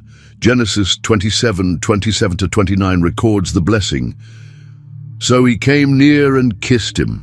When Isaac caught the smell of his clothes, he blessed him and said, "Ah, the smell of my son is like the smell of a field that the Lord has blessed. May God give you heaven's dew and earth's richness, an abundance of grain and new wine. May nations serve you and peoples bow down to you. Be Lord over your brothers. And may the sons of your mother bow down to you. May those who curse you be cursed, and those who bless you be blessed." Jacob had received the blessing meant for the firstborn, but almost immediately disaster struck. Genesis 27:30-32 tells us, after Isaac finished blessing him, and Jacob had scarcely left his father's presence, his brother Esau came in from hunting. He too prepared some tasty food and brought it to his father. Then he said to him, "My father, please sit up and eat some of my game so that you may give me your blessing." His father Isaac asked him, "Who are you?" "I am your son," he answered, "your firstborn Esau." The truth came out immediately. Isaac realized he had been tricked, and Esau discovered that his blessing had been stolen. Genesis 27:34 shows Esau's anguish. When Esau heard his father's words, he burst out with a loud and bitter cry and said to his father, "Bless me, me too, my father." But it was too late. In those days, a blessing couldn't be taken back once it was given. Isaac could give Esau another blessing, but the most important one was gone forever. Esau was furious and began planning his revenge. Genesis 27:41 records his intention. Esau held a grudge against Jacob because of the blessing his father had given him. He said to himself, "The days of mourning for my father are near. Then I will kill my brother Jacob." Esau was planning to wait until Isaac died, then murder Jacob. When Rebekah heard about this threat, she knew Jacob had to leave immediately. Genesis 27:42-43 shows her urgent warning. When Rebekah was told what her older son Esau had said, she sent for her younger son Jacob and said to him, "Your brother Esau is planning to avenge himself by killing you. Now then, my son, do what I say. Flee at once to my brother Laban in Haran." But Rebekah was clever. Instead of just telling Isaac that Jacob was running for his life, she gave a different reason for the journey. Genesis 27:46 records her complaint. Then Rebekah said to Isaac, "I'm disgusted with living because of these Hittite women. If Jacob takes a wife from among the women of this land, from Hittite women like these, my life will not be worth living." This was a smart approach. Isaac was already concerned about Jacob marrying local women who didn't worship God, just as Abraham had been concerned about Isaac's marriage, so Isaac called Jacob and gave him instructions for the journey. Genesis 28:1-4 records Isaac's blessing and command. So Isaac called for Jacob and blessed him. Then he commanded him, "Do not marry a Canaanite woman. Go at once to Paddan Aram, to the house of your mother's father Bethuel. Take a wife for yourself there, from among the daughters of Laban, your mother's brother. May God Almighty bless you and make you fruitful and increase your numbers until you become a community of peoples. May He give you and your descendants the blessing given to Abraham, so that you may take possession of the land where you now reside as a foreigner, the land God gave to Abraham." Isaac was passing on the covenant promises to Jacob, despite the deception involved in getting the blessing. Isaac recognized that God's plan was for Jacob to carry on the family line and inherit the promises made to Abraham. So Jacob left home, fleeing from his angry brother and heading toward an uncertain future in a foreign land. He had gotten what he wanted, the birthright and the blessing, but now he had to pay the price. He was leaving behind everything familiar and didn't know if he would ever see his family again. Jacob left his family home with nothing but the clothes on his back and his father's blessing. He was running for his life, heading toward Haran, where his uncle Laban lived, hundreds of miles away. As he walked alone across the wilderness, he must have wondered if he had made the right choices. He had the blessing he wanted, but at what cost? On his first night away from home, something incredible happened.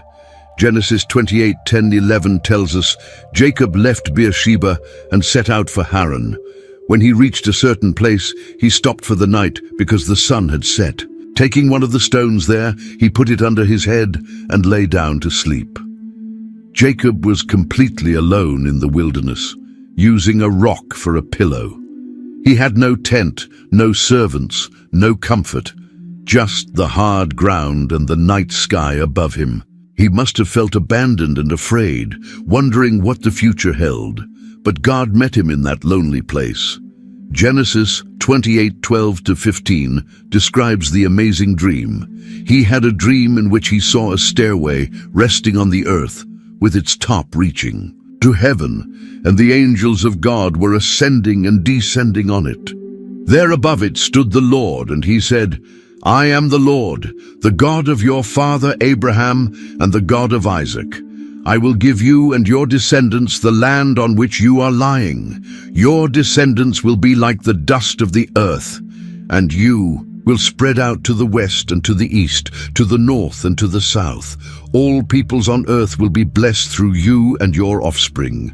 I am with you and will watch over you wherever you go, and I will bring you back to this land. I will not leave you until I have done what I have promised you."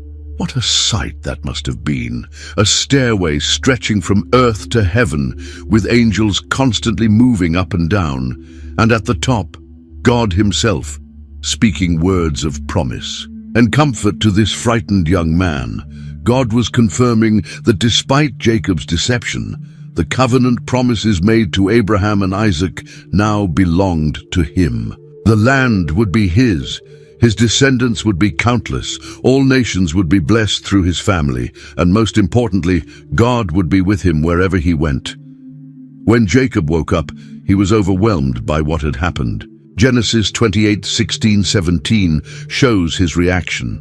When Jacob awoke from his sleep, he thought, "Surely the Lord is in this place, and I was not aware of it." He was afraid and said, "How awesome is this place! This is none other than the house of God. This is the gate of heaven." Jacob realized he had been in God's presence without knowing it. The place that had seemed so ordinary and lonely was actually sacred ground. God wasn't just in temples or holy places, He was everywhere, even in the wilderness. Genesis 28:18-19 describes what Jacob did next. Early the next morning, Jacob took the stone he had placed under his head and set it up as a pillar and poured oil on top of it. He called that place Bethel, though the city used to be called Luz. Jacob turned his stone pillow into a monument, marking the place where God had spoken to him. Bethel meant house of God. This simple stone pillar would remind him forever of the night when God promised to be with him. But Jacob wanted to make sure God would keep his promises. Genesis 28:20-22 records his vow. Then Jacob made a vow, saying, "If God will be with me and will watch over me on this journey I am taking, and will give me food to eat and clothes to wear, so that I return safely to my father's household, then the Lord will be my God, and this stone that I have set up as a pillar will be God's house, and of all that you give me, I will give you a tenth." Jacob was making a deal with God. If God would take care of him and bring him home safely, then Jacob would serve him and give him a tenth of everything he received. This shows that Jacob still had a lot to learn about faith and trust. He was treating God like a business partner instead of the sovereign Lord of the universe.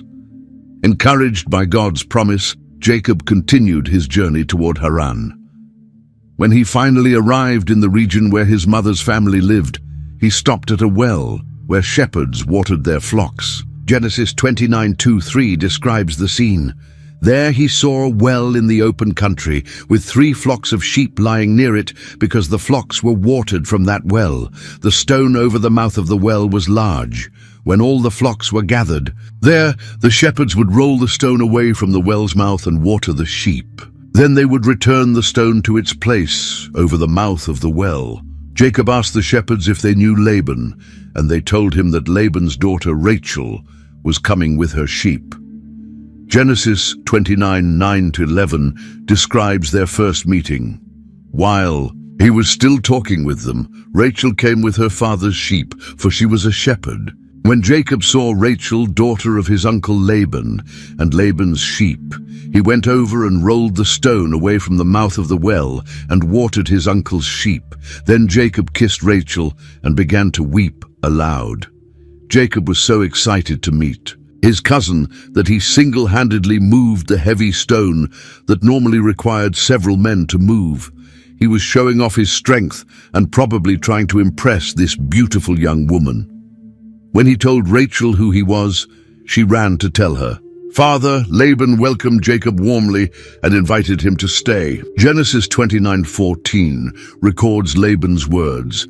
Then Laban said to him, "You are my own flesh and blood." And Jacob stayed with him for a whole month. During that month, Jacob worked hard for Laban, helping with the flocks and other tasks. Laban was impressed with Jacob's work ethic and wanted to formalize their arrangement. Genesis 29:15 shows Laban's offer. Laban said to Jacob, "Because you are a relative of mine, should you work for me for nothing? Tell me what your wages should be." This is where things get interesting. Laban had 2 daughters, Leah, the older, and Rachel, the younger one. Genesis 29:16-17 describes them. Now Laban had 2 daughters. The name of the older was Leah, and the name of the younger was Rachel. Leah had weak eyes, but Rachel was lovely in form and beautiful. Jacob had fallen in love with Rachel at first sight. Genesis 29:18 records his proposal to Laban. Jacob was in love with Rachel and said, "I'll work for you 7 years in return for your younger daughter Rachel." 7 years was an incredibly long time to work just to marry someone. Most people paid money for a bride, but Jacob had arrived with nothing. He was willing to give 7 years of his life for the woman he loved. Laban agreed to the arrangement, and Jacob began his long period of service. Genesis 29:20 shows how love made the time pass quickly.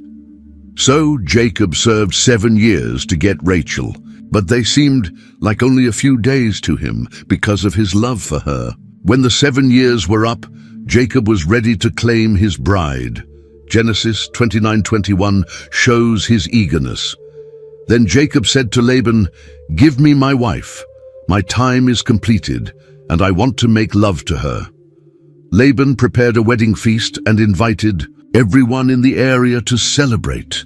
But he had a trick planned that would change everything. On the wedding night, something terrible happened. Genesis 29:23-25 describes the deception. But when evening came, he took his daughter Leah and brought her to Jacob, and Jacob made love to her. And Laban gave his servant Zilpah to his daughter as her attendant. When morning came, there was Leah.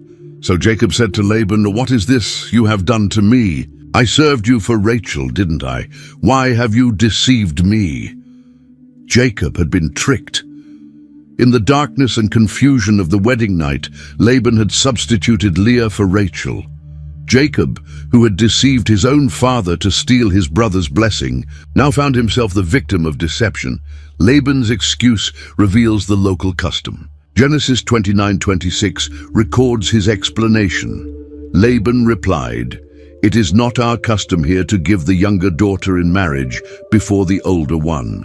This was probably true, but Laban should have mentioned this important detail 7 years earlier when Jacob asked for Rachel. Instead, he had let Jacob work for 7 years under false pretenses, but Laban had a solution that would benefit him even more. Genesis 29:27-28 shows his proposal. "Finish this daughter's bridal week, then we will give you the younger one also, in return for another 7 years of work." So Jacob did so.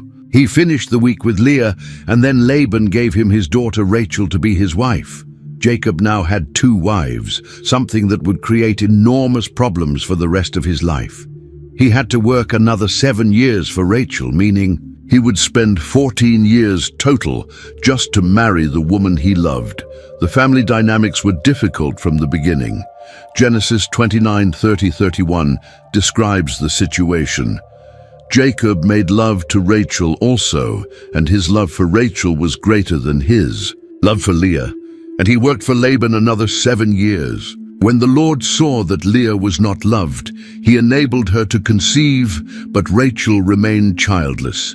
Jacob clearly favored Rachel over Leah. Everyone could see that Leah was unloved and unwanted.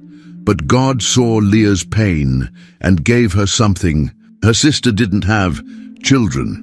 Leah's first 4 sons came quickly, and each birth reflected her desperate hope that her husband would finally love her. Genesis 29:32-35 records their births. Leah became pregnant and gave birth to a son. She named him Reuben, for she said, "It is because the Lord has seen my misery. Surely my husband will love me now." She conceived again, and when she gave birth to a son, she said, "Because the Lord heard that I am not loved, he gave me this one too." So she named him Simeon. Again she conceived, and when she gave birth to a son, she said, "Now at last my husband will become attached to me, because I have borne him 3 sons." So he was named Levi. She conceived again, and when she gave birth to a son, she said, "This time I will praise the Lord." So she named him Judah. Then she stopped having children. Each name told the story of Leah's heartbreak. Reuben meant "see a son." Surely Jacob would love her now that she had given him a son. Simeon meant "one who hears." God had heard that she was unloved. Levi meant "attached." Now Jacob would be attached to her. Finally, with Judah, whose name meant praise, Leah seemed to find some peace by focusing on praising God instead of trying to win her husband's love. Meanwhile, Rachel remained barren, and her jealousy grew unbearable. Genesis 31 shows her desperation. When Rachel saw that she was not bearing Jacob any children, she became jealous of her sister. So she said to Jacob, "Give me children, or I'll die." Rachel's demand made Jacob angry. Genesis 32 records his response. Jacob became angry with her and said, "Am I in the place of God, who has kept you from having children?" Unable to have children herself, Rachel decided to follow the same plan that Sarah had used with Hagar. Genesis 33-4 describes her solution. Then she said, "Here is Bilhah, my servant. Sleep with her so that she can bear children for me, and I too can build a family through her." So she gave him her servant Bilhah as a wife. Jacob slept with her. Bilhah became pregnant and gave birth to 2 sons. Genesis 35-8 tells us, Bilhah conceived and bore Jacob a son. Then Rachel said, God has vindicated me. He has listened to my plea and given me a son. Because of this, she named him Dan. Rachel's servant Bilhah conceived again and bore Jacob a second son. Then Rachel said, I have had a great struggle with my sister, and I have won. So she named him Naphtali. Dan meant judge or vindicate. Rachel felt God had judged in her favor. Naphtali meant struggle. Rachel felt she was finally winning her competition with Leah, but Leah wasn't about to be outdone. When she saw that she had stopped having children, she decided to use her servant too. Genesis 30:9-11 describes her response. When Leah saw that she had stopped having children, she took her servant Zilpah and gave her to Jacob as a wife. Leah's servant Zilpah bore Jacob a son. Then Leah said, What good fortune! So she named him Gad. Zilpah also had a second son. Genesis 30:12-13 tells us, Leah's servant Zilpah bore Jacob a second son. Then Leah said, How happy I am! The women will call me happy. So she named him Asher. Gad meant good fortune, and Asher meant happy.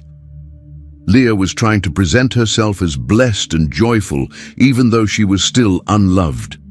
The rivalry between the sisters reached a bizarre climax over some mandrakes, plants believed to help with fertility. Genesis 30:14-16 describes the incident. During wheat harvest, Reuben went out into the fields and found some mandrake plants, which he brought to his mother Leah. Rachel said to Leah, Please give me some of your son's mandrakes.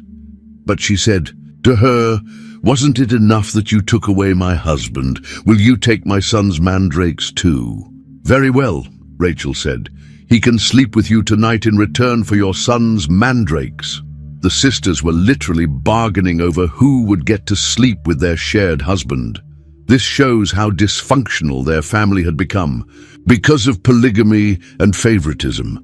That night, Leah conceived again and had 2 more sons and a daughter. Genesis 30:17-21 records these births.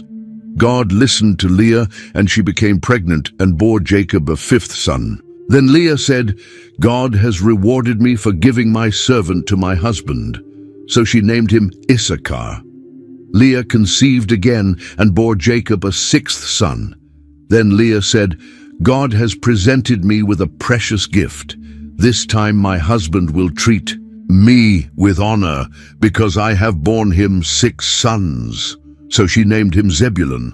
Sometime later she gave birth to a daughter and named her Dinah. Issachar meant reward, and Zebulun meant honor. Even after all this time, Leah was still hoping Jacob would finally honor and respect her. Finally, God remembered Rachel's longing for children. Genesis 30:22-24 describes the answered prayer. Then God remembered Rachel. He listened to her and enabled her to conceive. She became pregnant and gave birth to a son and said, God has taken away my disgrace. She named him Joseph, saying, May the Lord add to me another son. Joseph meant, may he add. Rachel was so happy to finally have a son, but she immediately wanted another one. This son, born to Jacob's beloved wife, would become his favorite child, setting up more family conflict in the future.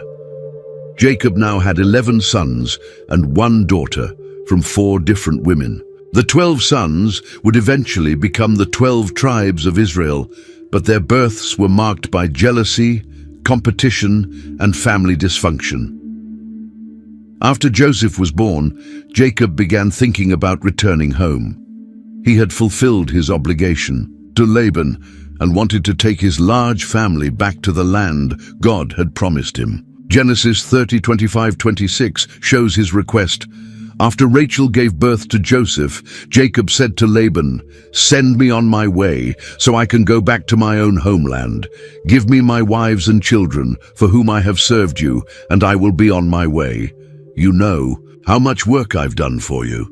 But Laban didn't want to lose Jacob. The man had brought prosperity to everything he touched, and Laban had become wealthy because of Jacob's hard work. Genesis 30:27 records Laban's plea. But Laban said to him, "If I have found favor in your eyes, please stay. I have learned by divination that the Lord has blessed me because of you." Jacob agreed to stay longer, but he negotiated a deal that would allow him to build his own wealth. Genesis 30:31-32 describes the arrangement. "What shall I give you?" he asked. "Don't give me anything," Jacob replied. "But if you will do this one thing for me, I will go on tending your flocks. Let me go through all your flocks today and remove from them every speckled or spotted sheep, every dark-colored lamb, and every spotted or speckled goat. They will be my wages." This seemed like a good deal for Laban, since most animals were solid-colored, but Jacob had a plan. Using his knowledge of animal breeding, he managed to produce many speckled and spotted animals. Genesis 30:43 tells us the result. "In this way, the man grew exceedingly prosperous and came to own large flocks and female and male servants and camels and donkeys." Laban's sons began to complain that Jacob was getting too wealthy at their expense. Genesis 31:1-2 describes the growing tension. Jacob heard that Laban's sons were saying, "Jacob has taken everything our father owned and has gained all this wealth from what belonged to our father." And Jacob noticed that Laban's attitude toward him was not what it had been. Then God told Jacob it was time to leave. Genesis 31:3 records God's command. "Then the Lord said to Jacob, 'Go back to the land of your fathers and to your relatives, and I will be with you.'" Jacob decided to leave secretly while Laban was away, shearing sheep. Genesis 31:17-18 describes their escape. "Then Jacob put his children and his wives on camels, and he drove all his livestock ahead of him, along with all the goods he had accumulated in Paddan Aram, to go to his father Isaac in the land of Canaan. They had been traveling for 3 days when Laban discovered they were gone. He pursued them with his relatives, angry and ready for a confrontation. But God warned Laban in a dream not to harm Jacob. When Laban caught up with them, he accused Jacob of stealing away secretly and taking his daughters like captives. But Jacob defended himself, reminding Laban of 20 years of faithful service. Genesis 31:38-40 shows Jacob's frustration. "I have been with you for 20 years now. Your sheep and goats have not miscarried, nor have I eaten rams from your flocks. I did not bring you animals torn by wild beasts. I bore the loss myself. And you demanded payment from me for whatever was stolen by day or night. This was my situation. The heat consumed me in the daytime and the cold at night, and sleep fled from my eyes." After some tense negotiations, Jacob and Laban made a covenant of peace. They set up a stone pillar as a witness that neither would harm the other. Genesis 31:49 records part of their agreement. It was also called Mizpah, because he said, "May the Lord keep watch between you and me when we are away from each other." With this conflict resolved, Jacob continued toward home. But now he faced an even bigger problem: his brother Esau, who had threatened to kill him 20 years earlier. As Jacob approached the land where Esau lived, his fear grew overwhelming. He sent messengers ahead to announce his return, hoping to make peace with his brother. But the messengers came back with disturbing news. Genesis 32:6 records their report. When the messengers returned to Jacob, they said, "We went to your brother Esau, and now he is coming to meet you. And 400 men are with him." 400 men. This sounded like a war party, not a welcome committee. Jacob was terrified. Genesis 32:7 describes his reaction. In great fear and distress, Jacob divided the people who were with him into 2 groups, and the flocks and herds, and camels as well. Jacob's plan was simple. If Esau attacked one group, maybe the other could escape. But he also did something more important. He prayed. Genesis 32:9-12 records his desperate prayer. Then Jacob prayed, "O God of my father Abraham, God of my father Isaac, Lord, you who said to me, "Go back to your country and your relatives, and I will make you prosper. I am unworthy of all the kindness and faithfulness you have shown your servant. I had only my staff when I crossed this Jordan, but now I have become two camps. Save me, I pray, from the hand of my brother Esau, for I am afraid he will come and attack me, and also the mothers with their children. But you have said, 'I will surely make you prosper and will make your descendants like the sand of the sea, which cannot be counted.'" This was one of Jacob's most honest prayers. He acknowledged his unworthiness, admitted his fear, and reminded God of his promises. Then he prepared an enormous gift for Esau.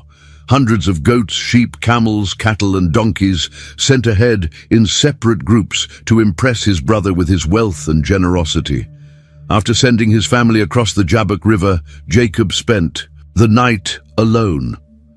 This was when the most important event of his life happened. Genesis 32:24-26 describes the mysterious encounter. "So Jacob was left alone, and a man wrestled with him till daybreak. When the man saw that he could not overpower him, he touched the socket of Jacob's hip so that his hip was wrenched as he wrestled with the man. Then the man said, 'Let me go, for it is daybreak.' But Jacob replied, 'I will not let you go unless you bless me.' All night long, Jacob wrestled with this mysterious figure. The man was strong enough to dislocate Jacob's hip with a touch, showing that he was more than human.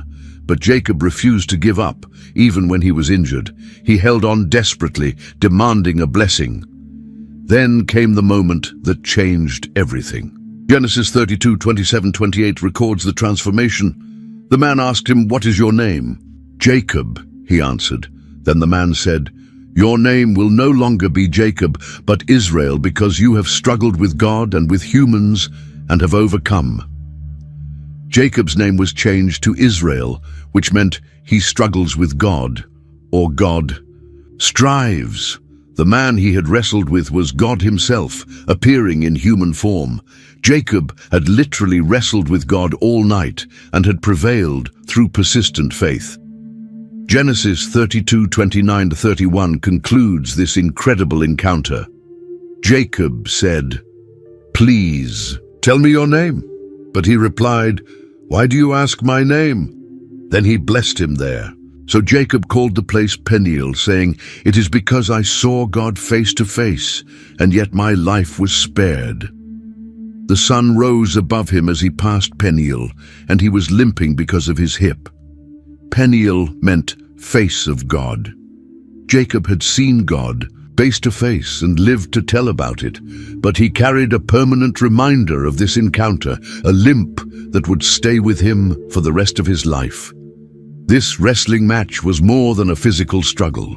It represented Jacob's spiritual journey. He had spent his whole life struggling with his brother in the womb, with Esau for the birthright and blessing, with Laban for his wives and wealth. Now he had struggled with God himself and had been transformed. He was no longer Jacob the supplanter, but Israel, the one who had prevailed with God. When Jacob finally met Esau, the reunion was peaceful and emotional. The brothers embraced and wept, and Esau showed no sign of the murderous anger he had harbored 20 years earlier. Jacob settled in the land near Shechem, where he bought a piece of property and built an altar. But living among the Canaanites brought new dangers for Jacob's family. Genesis 34:1-2 describes a terrible incident. Now Dinah, the daughter Leah had borne to Jacob, went out to visit the women of the land. When Shechem, son of Hamor the Hivite, the ruler of that area, saw her, he took her and raped her. Dinah was probably a teenager when this happened. Shechem, the son of the local prince, saw her and violated her. This was not just a personal crime, but an attack on Jacob's entire family honor. But then something unexpected happened. Genesis 34:3-4 tells us, "His heart was drawn to Dinah, daughter of Jacob. He loved the young woman and spoke tenderly to her. And Shechem said to his father Hamor, 'Get me this girl as my wife.' Shechem had fallen in love with Dinah after assaulting her, and he wanted to marry her. His father Hamor came to Jacob to arrange the marriage as if the rape had never happened. When Jacob's sons heard what had happened to their sister, they were furious. Genesis 34:7 describes their anger. Meanwhile, Jacob's sons had come in from the fields as soon as they heard what had happened. They were shocked and furious because Shechem had done an outrageous thing in Israel by sleeping with Jacob's daughter, a thing that should not be done. The sons of Jacob pretended to agree to the marriage, but they had a condition.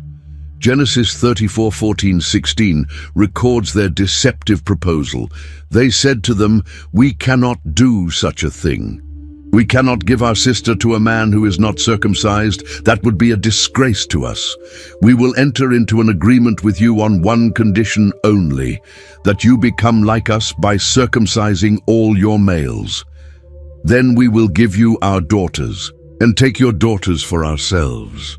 We'll settle among you and become one people with you." Hamor and Shechem agreed to this condition. They convinced all the men of their city to be circumcised, promising that it would lead to profitable relationships with Jacob's wealthy family. But Jacob's sons had no intention of keeping their agreement. Genesis 34:25-26 describes their brutal revenge.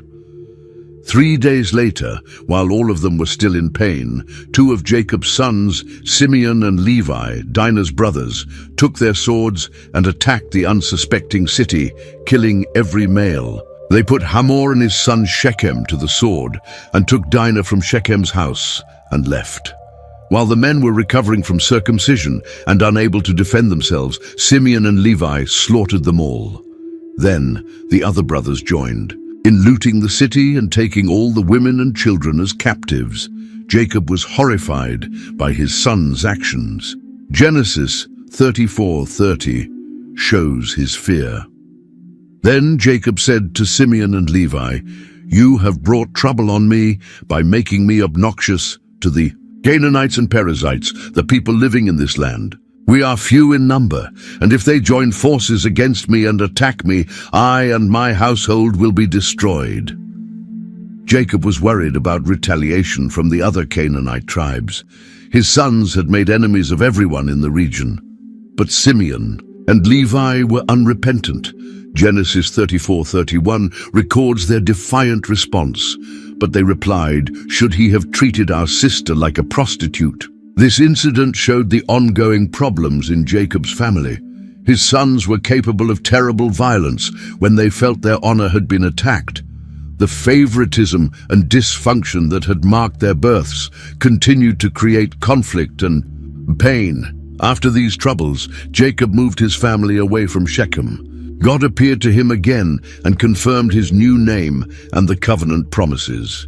Genesis 35:11-12 records God's words, "And God said to him, I am God Almighty. Be fruitful and increase in number.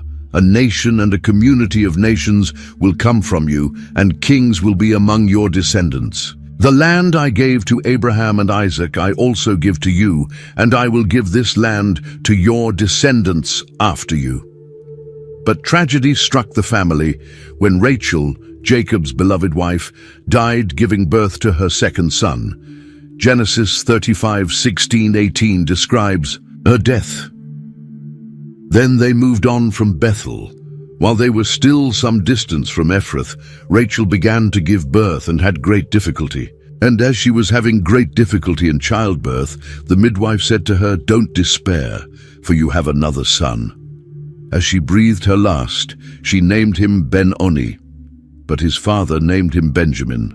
Rachel died giving birth to Benjamin, whose name meant "son of my right hand."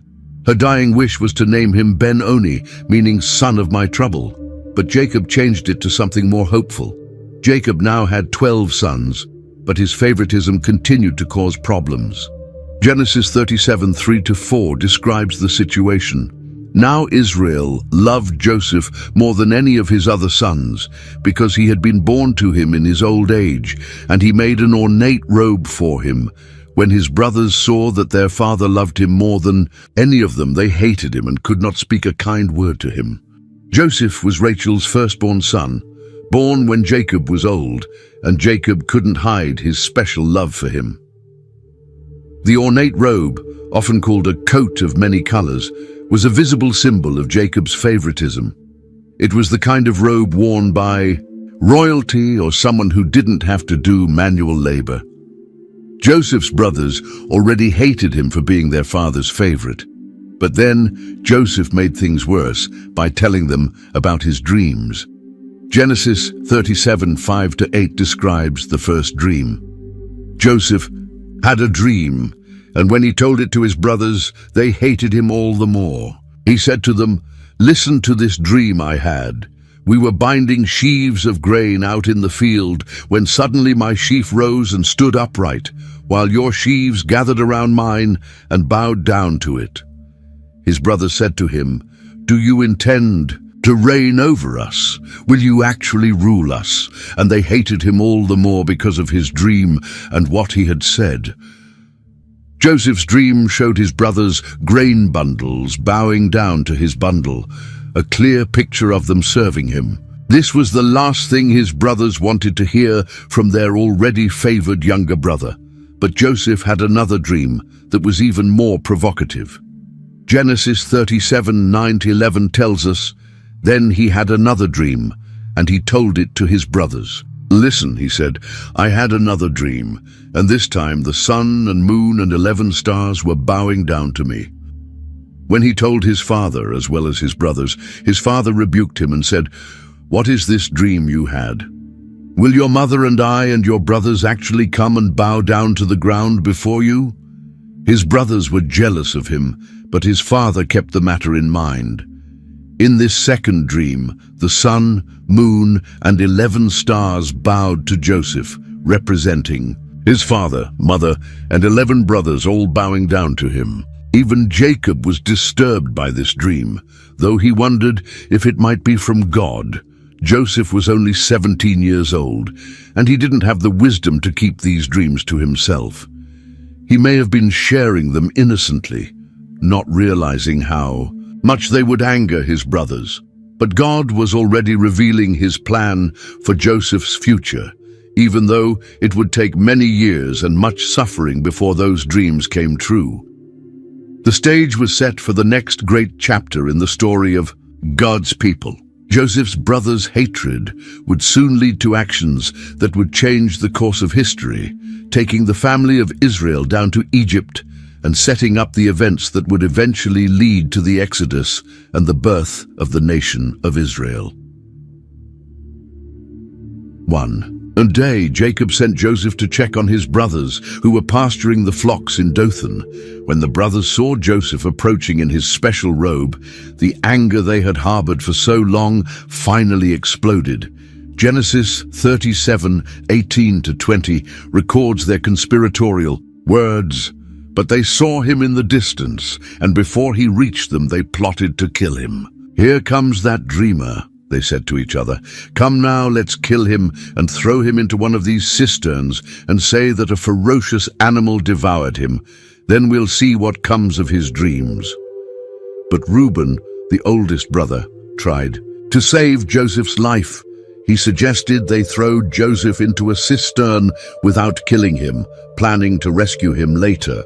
When Joseph arrived, his brothers stripped off his ornate robe and threw him into an empty cistern. While they were eating their meal, a caravan of Ishmaelite merchants appeared, heading toward Egypt. Judah had an idea that would solve their problem without bloodshed. Genesis 37:26-27 shows his proposal. Then Judah said to his brothers, "What will we gain if we kill our brother and cover up his blood? Come, let's sell him to the Ishmaelites and not lay our hands on him. After all, he is our brother, our own. Flesh and blood." His brothers agreed, so they sold Joseph to the merchants for 20 shekels of silver. Genesis 37:28 records the transaction. So when the Midianite merchants came by, his brothers pulled Joseph up out of the cistern and sold him for 20 shekels of silver to the Ishmaelites, who took him to Egypt. To cover up their crime, the brothers killed a goat and dipped Joseph's robe in its blood. They brought the bloodied robe to their father, letting him draw his own conclusions. Genesis 37:32-35 describes Jacob's heartbreak. They took the ornate robe back to their father and said, "We found this. Examine it to see whether it is your son's robe." He recognized it and said, "It is my son's robe. Some ferocious animal has devoured him. Joseph has surely been torn to pieces." Then Jacob tore his clothes, put on sackcloth, and mourned for his son many days. All his sons and daughters came to comfort him, but he refused to be comforted. "No," he said, "I will continue to mourn until I join my son in the grave." So his father wept for him. Meanwhile, Joseph was being taken to Egypt as a slave, sold to Potiphar, an officer of Pharaoh and captain of the guard. Everything had changed in a single day, from favored son to foreign slave. Despite being a slave in a foreign land, Joseph didn't give up hope. Genesis 39:2-4 tells us about God's blessing on his life. The Lord was with Joseph so that he prospered, and he lived in the house of his Egyptian master. When his master saw that the Lord was with him and that the Lord gave him success in everything he did, Joseph found favor in his eyes and became his attendant. Potiphar put him in charge of his household, and he entrusted to his care everything he owned. Joseph's character and competence were so evident that Potiphar promoted him to oversee his entire household. Genesis 39:5-6 shows the extent of Joseph's authority. From the time he put him in charge of his household and of all that he owned, the Lord blessed the household of the Egyptian because of Joseph. The blessing of the Lord was on everything Potiphar had, both in the house and in the field. So Potiphar left everything he had in Joseph's care. With Joseph in charge, he did not concern himself with anything except the food he ate. But Joseph's success created a new problem. He was handsome, and Potiphar's wife began to notice him. Genesis 39:7 describes her proposition. And after a while, his master's wife took notice of Joseph and said, "Come to bed with me." Joseph refused her advances repeatedly, explaining his reasoning in Genesis 39:8-9. But he refused. "With me in charge," he told her, "my master does not concern himself with anything in the house. Everything he owns, he has entrusted to my care. No one is greater in this house than I am. My master has withheld nothing from me except you, because you are his wife.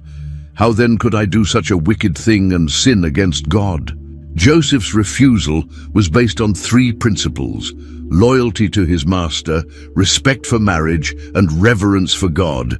Even though he was far from home and no one would know, he wouldn't compromise his integrity. Day after day, Potiphar's wife persisted in her attempts to seduce Joseph. Finally, she tried to force herself on him. Genesis 39:11-12 describes the confrontation. One day he went into the house to attend to his duties, and none of the household servants was inside. She caught him by his cloak and said, "Come to bed with me." But he left his cloak in her hand and ran out of the house. Humiliated by Joseph's rejection, Potiphar's wife decided to destroy him. She used his cloak as evidence and accused him of attempted rape. Genesis 39:17-18 records her lie. Then she told him this story: "That Hebrew slave you brought us came to me to make sport of me. But as soon as I screamed for help, he left his cloak beside me and ran out of the house." Potiphar believed his wife's story and had Joseph thrown into prison. Genesis 39:20 tells us, Joseph's master took him and put him in prison, the place where the king's prisoners were confined. But while Joseph was there in the prison, the Lord was with him. Even in prison, God's favor remained on Joseph. The warden soon put him in charge of all the prisoners because of his trustworthy character and administrative skills. While in prison, Joseph met two of Pharaoh's officials, the chief cupbearer and the chief baker, who had been imprisoned for offending the king. One night, both men had troubling dreams that they couldn't understand. Genesis 46:8 describes their distress. When Joseph came to them the next morning, he saw that they were dejected. So he asked Pharaoh's officials who were in custody with him in his master's house, "Why do you look so sad today?" "We both had dreams," they answered, "but there is no one to interpret them." Then Joseph said to them, "Do not interpretations belong to God? Tell me your dreams." The cupbearer told his dream first. He had seen a vine with 3 branches that budded, blossomed, and produced grapes. He squeezed the grapes into Pharaoh's cup and gave it to him. Joseph interpreted this as good news. In 3 days, the cupbearer would be restored to his position. The baker's dream was different. He carried 3 baskets of bread on his head, but birds ate the bread from the top basket. Joseph's interpretation was grim. In 3 days, the baker would be executed. Both interpretations came true exactly as Joseph predicted. Genesis 40:20-22 confirms, "Now the 3rd day was Pharaoh's birthday, and he gave a feast for all his officials. He lifted up the heads of the chief cupbearer and the chief baker in the presence of his officials. He restored the chief cupbearer to his position, so that he once again put the cup into Pharaoh's hand.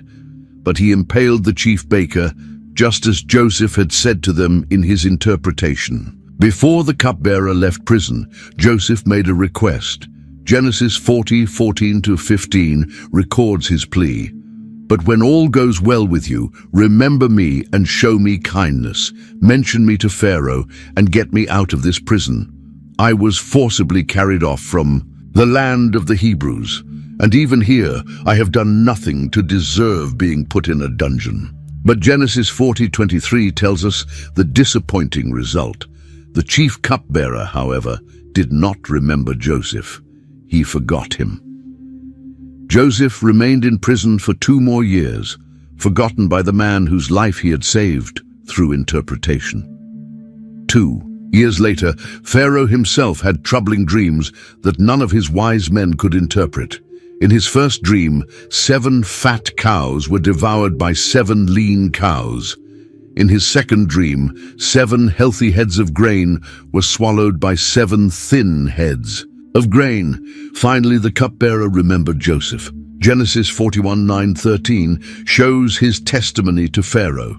Then the chief cupbearer said to Pharaoh, "Today I am reminded of my shortcomings. Pharaoh was once angry with his servants, and he imprisoned me and the chief baker in the house of the captain of the guard.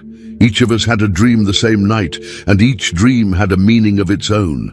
Now a young Hebrew was there with us, a servant of the captain of the guard. We told him our dreams, and he interpreted them for us, giving each man the interpretation of his dream, and things turned out exactly as he interpreted them to us." Pharaoh immediately summoned Joseph from prison. After quickly shaving and changing clothes, Joseph stood before the most powerful man in Egypt. Genesis 41:15-16 records their conversation. Pharaoh said to Joseph, "I had a dream, and no one can interpret it. But I have heard it said of you that when you hear a dream, you can interpret it. I cannot do it," Joseph replied to Pharaoh, "but God will give Pharaoh the answer he desires." Even in this moment of opportunity, Joseph gave credit to God rather than claiming the ability for himself. After hearing both dreams, Joseph provided the interpretation. The dreams of Pharaoh are one and the same. God has revealed to Pharaoh what he is about to do. The 7 good cows are 7 years, and the 7 good heads of grain are 7 years. It is one and the same dream. The 7 lean, ugly cows that came up afterward are 7 years, and so are the 7 worthless heads of grain scorched by the east wind. They are 7 years of famine. Joseph explained that Egypt would experience 7 years of abundance followed. by 7 years of severe famine. But he didn't stop with interpretation. He also provided a solution. Genesis 41:33-36 records his recommendation. And now let Pharaoh look for a discerning and wise man and put him in charge of the land of Egypt. Let Pharaoh appoint commissioners over the land to take 1/5 of the harvest of Egypt during the 7 years of abundance. They should collect all the food of these good years that are coming and store up the grain under the authority of Pharaoh to be kept in the cities for food. This food should be held in reserve for the country, to be used during the 7 years of famine that will come upon Egypt, so that the country may not be ruined by the famine. Pharaoh was so impressed with Joseph's wisdom that he immediately appointed him as his second in command. Genesis 41:39-41 describes this dramatic promotion. Then Pharaoh said to Joseph, "Since God has made all this known to you, there is no one so discerning and wise as you. You shall be in charge of my palace, and all my people are to submit to your orders. Only with respect to the throne will I be greater than you." So Pharaoh said to Joseph, "I hereby put you in charge of the whole land of Egypt." In a single day, Joseph went from prisoner to prime minister. Pharaoh gave him his signet ring, fine linen clothes, a gold chain, and his own chariot. At age 30, the Hebrew slave became the most powerful man in Egypt after Pharaoh himself. During the 7 years of abundance, Joseph efficiently organized the collection and storage of grain throughout Egypt. Genesis 41:47-49 describes the incredible harvest. During the 7 years of abundance, the land produced plentifully. Joseph collected all the food produced in those 7 years of abundance in Egypt and stored it in the cities. In each city, he put the food grown in the fields surrounding it. Joseph stored up huge quantities of grain like the sand of the sea. It was so much that he stopped keeping records because it was beyond measure. During this prosperous time, Joseph married Asenath, daughter of an Egyptian priest, and had 2 sons. Genesis 41:50-52 tells us about his family. Before the years of famine came, 2 sons were born to Joseph by Asenath, daughter of Potiphar, priest of On. Joseph named his firstborn Manasseh and said, "It is because God has made me forget all my trouble and all my father's household." The second son he named Ephraim and said, "It is because God has made me fruitful in the land of my suffering." The names reflected Joseph's emotional journey. Manasseh meant causing to forget. God had helped him move past the pain of his brother's betrayal. Ephraim meant fruitful. God had blessed him abundantly even in a foreign land. When the 7 years of abundance ended, the famine began exactly as Joseph had predicted. Genesis 41:54-57 describes its severity. And the 7 years of famine began just as Joseph had said. There was famine in all the other lands, but in the whole land of Egypt there was food. When all Egypt began to feel the famine, the people cried to Pharaoh for food. Then Pharaoh told all the Egyptians, "Go to Joseph and do what he tells you." When the famine had spread over the whole country, Joseph opened all the storehouses and sold grain to the Egyptians, for the famine was severe throughout Egypt. And all the world came to Egypt to buy grain from Joseph, because the famine was severe everywhere. The famine wasn't limited to Egypt. It affected all the surrounding regions, including Canaan, where Jacob and his sons lived. Egypt became the only source of food for survival. When Jacob heard that there was grain available in Egypt, he sent 10 of his sons to buy food, keeping only Benjamin at home because he was afraid something might happen to Rachel's other son. Genesis 42:3-6 describes their arrival. Then 10 of Joseph's brothers went down to buy grain from Egypt. But Jacob did not send Benjamin, Joseph's brother, with the others, because he was afraid that harm might come to him. So Israel's sons were among those who went to buy grain, for there was famine in the land of Canaan too. Now Joseph was the governor of the land, the person who sold grain to all its people. So when Joseph's brothers arrived, they bowed down to him with their faces to the ground. The moment Joseph had dreamed about as a 17-year-old boy had finally come true. His brothers were bowing down to him, but they didn't recognize him. 20 years had passed. He was dressed as an Egyptian official, and they thought he was dead. Joseph recognized them immediately, but decided to test them before revealing his identity. Genesis 42:7-9 shows his strategy. Although Joseph recognized his brothers, he pretended to be a stranger and spoke harshly to them. "Where do you come from?" he asked. "From the land of Canaan," they replied, "to buy food." Then Joseph remembered his dreams about them and said to them, "You are spies. You have come to see where our land is unprotected." Joseph accused them of being spies and demanded proof of their story. He insisted that one brother return home to bring Benjamin, while the others remained in prison. After 3 days, he modified his demand. One brother would stay in prison while the others returned home with grain, but they must bring Benjamin back to prove their honesty. The brothers were terrified and began talking among themselves in Hebrew, not knowing that Joseph could understand them. Genesis 42:21-22 records their guilty conversation. They said to one another, "Surely we are being punished because of our brother. We saw how distressed he was when he pleaded with us for his life, but we would not listen. That's why this distress has come on us." Reuben replied, "Didn't I tell you not to sin against the boy? But you wouldn't listen. Now we must give an accounting for his blood." Hearing his brothers express remorse for what they had done to him, Joseph had to turn away to weep. Their guilt had haunted them for 20 years. He kept Simeon as a hostage and sent the others home with grain, secretly returning their money in their sacks.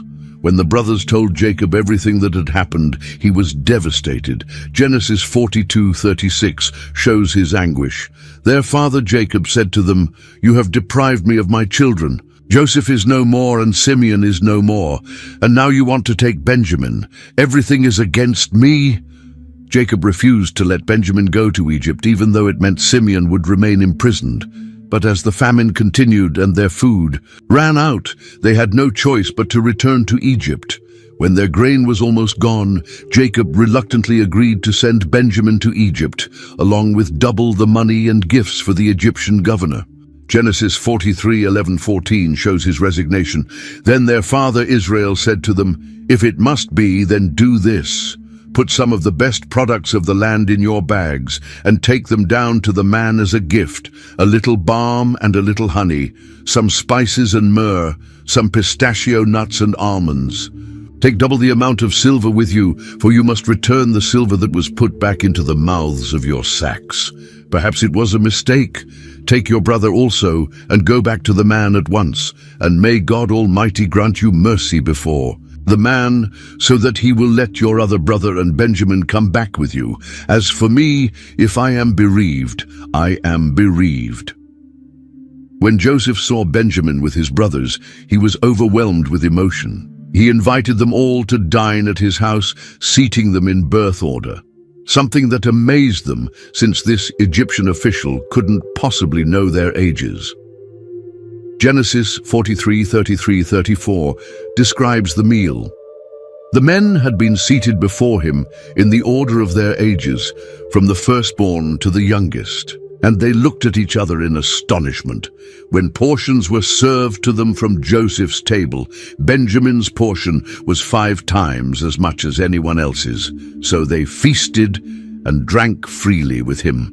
Joseph was testing his brothers again, showing special favor to Benjamin to see if they would be jealous as they had been of him. But this time, the brothers seemed genuinely happy for Benjamin's good fortune. The next morning, Joseph sent his brothers away with grain, but he had his silver cup planted in Benjamin's sack. When the brothers were overtaken and searched, the cup was found, and they were all brought back to face Joseph's wrath. Genesis 44:16-17 shows their despair. "What can we say to my lord?" Judah replied, "What can we say? How can we prove our innocence? God has uncovered your servant's guilt. We are now my Lord's slaves, we ourselves and the one who was found to have the cup." But Joseph said, "Far be it from me to do such a thing. Only the man who was found to have the cup will become my slave. The rest of you go back to your father in peace." This was the ultimate test. Would the brothers abandon Benjamin as they had abandoned Joseph, or had they truly changed? Judah's response revealed their transformation. Genesis 44:18-33-34 records his passionate plea. Then Judah went up to him and said, "Pardon your servant, my lord. Let me speak a word to my lord. Do not be angry with your servant, though you are equal to Pharaoh himself. Now then, please, let your servant remain here as my lord's slave in place of the boy, and let the boy return with his brothers. How can I go back to my father if the boy is not with me? No. Do not let me see the misery that would come on my father." Judah, who had once suggested selling Joseph, was now willing to become a slave himself to save Benjamin and spare their father's grief. The brothers had truly changed. Unable to contain himself any longer, Joseph dismissed all his attendants and revealed his identity. Genesis 45:3-4 describes the dramatic moment. Joseph said to his brothers, "I am Joseph. Is my father still living?" But his brothers were not able to answer him because they were terrified at his presence. Then Joseph said to his brothers, "Come close to me." When they had done so, he said, "I am your brother Joseph, the one you sold into Egypt."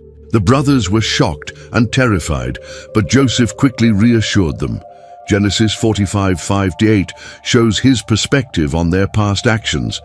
"And now, do not be distressed, and do not be angry with yourselves for selling me here, because it was to save lives that God sent me ahead of you.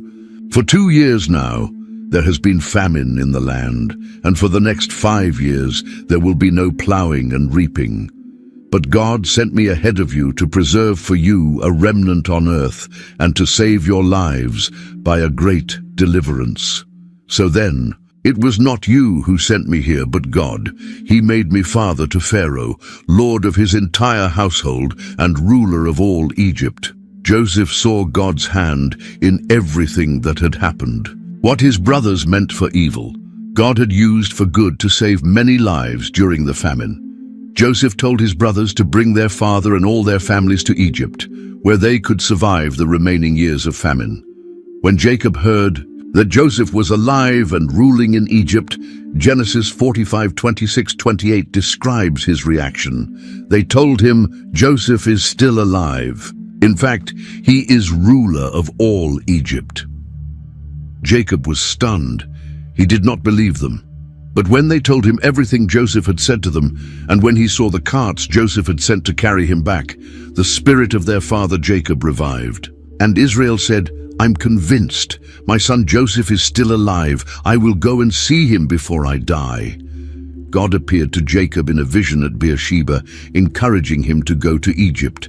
Genesis 46:3-4 records God's promise, "I am God, the God of your father," he said.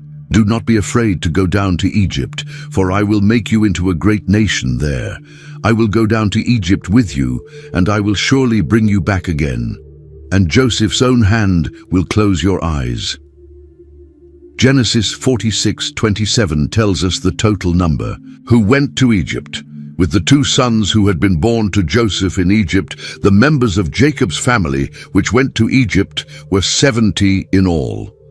The reunion between Jacob and Joseph was emotional beyond words. Genesis 46:29-30 describes the moment.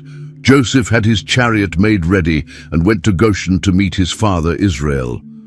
As soon as Joseph appeared before him, he threw his arms around his father and wept for a long time. Israel said to Joseph, "Now I am ready to die, since I have seen for myself that you are still alive."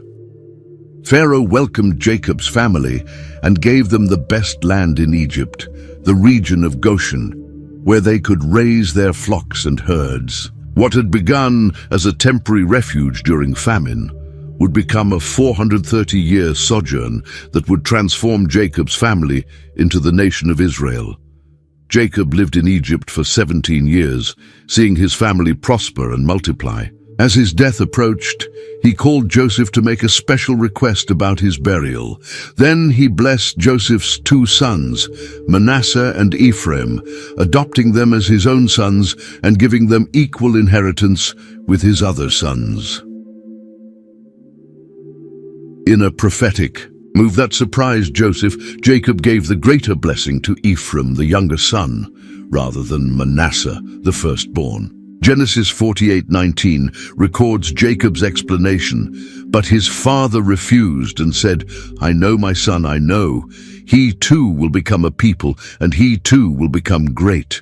Nevertheless, his younger brother will be greater than he, and his descendants will become a group of nations." Finally, Jacob called all his sons together to give them prophetic blessings before his death. Genesis 49 records these detailed prophecies about each tribe's future. Some blessings were positive, like Judah's.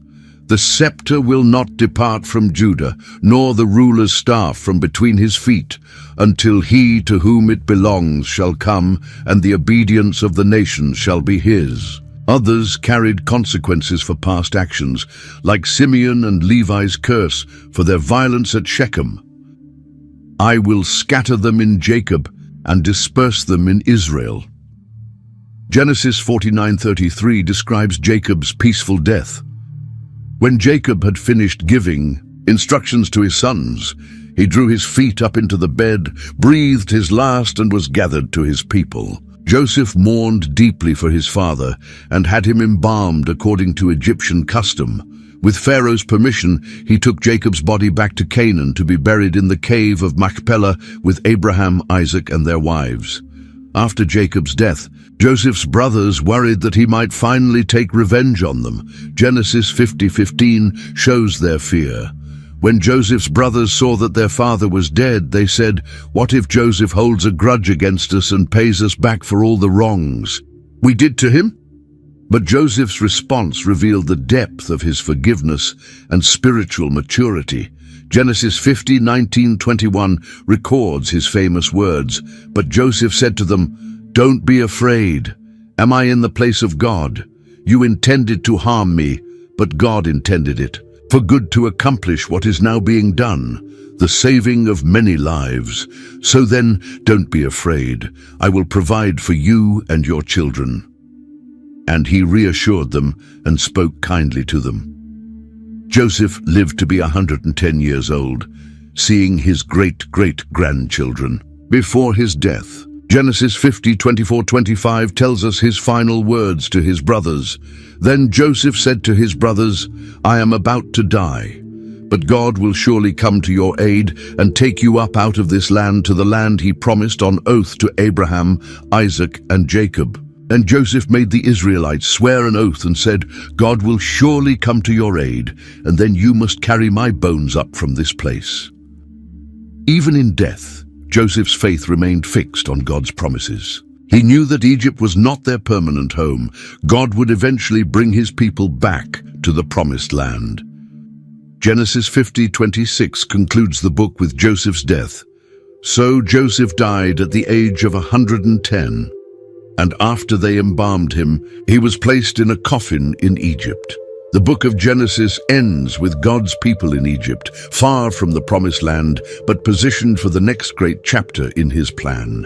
What began with creation continued through the fall and developed through God's covenant with Abraham, Isaac, and Jacob, now set the stage for the formation of the nation of Israel and their eventual exodus back to the land God had promised. Their fathers. Through all the stories of Genesis, from Adam's disobedience to Joseph's forgiveness, we see the consistent theme of God's faithfulness to his promises, his ability to work through flawed human beings, and his ultimate plan to bless all nations through the descendants of Abraham. If this journey through Genesis has inspired you, challenged you, or helped you see God's hand in human history, I'd love for you to be part of our community. Please hit that subscribe button and ring the notification bell so you won't miss our upcoming videos as we continue through the Bible together. Your subscription helps us reach more people with these timeless stories that have shaped our world. And don't keep this incredible story to yourself. Share this video with your friends, family, and anyone who could benefit from understanding how our world began and how God has been working throughout history. Whether they're believers seeking deeper understanding or skeptics curious about these foundational stories, everyone can appreciate the literary beauty, historical significance, and profound truths found in Genesis. Leave a comment below and let me know, which story from Genesis impacted you the most? Was it Adam and Eve's fall from paradise, Abraham's incredible faith journey, Joseph's forgiveness of his brothers? I read every comment and love hearing how these ancient stories speak to modern hearts. Hit that like button if you found value in this comprehensive journey through Genesis, and share it on your social media to help others discover these amazing stories. Together, we can help more people understand the foundation of human history and God's eternal plan of redemption.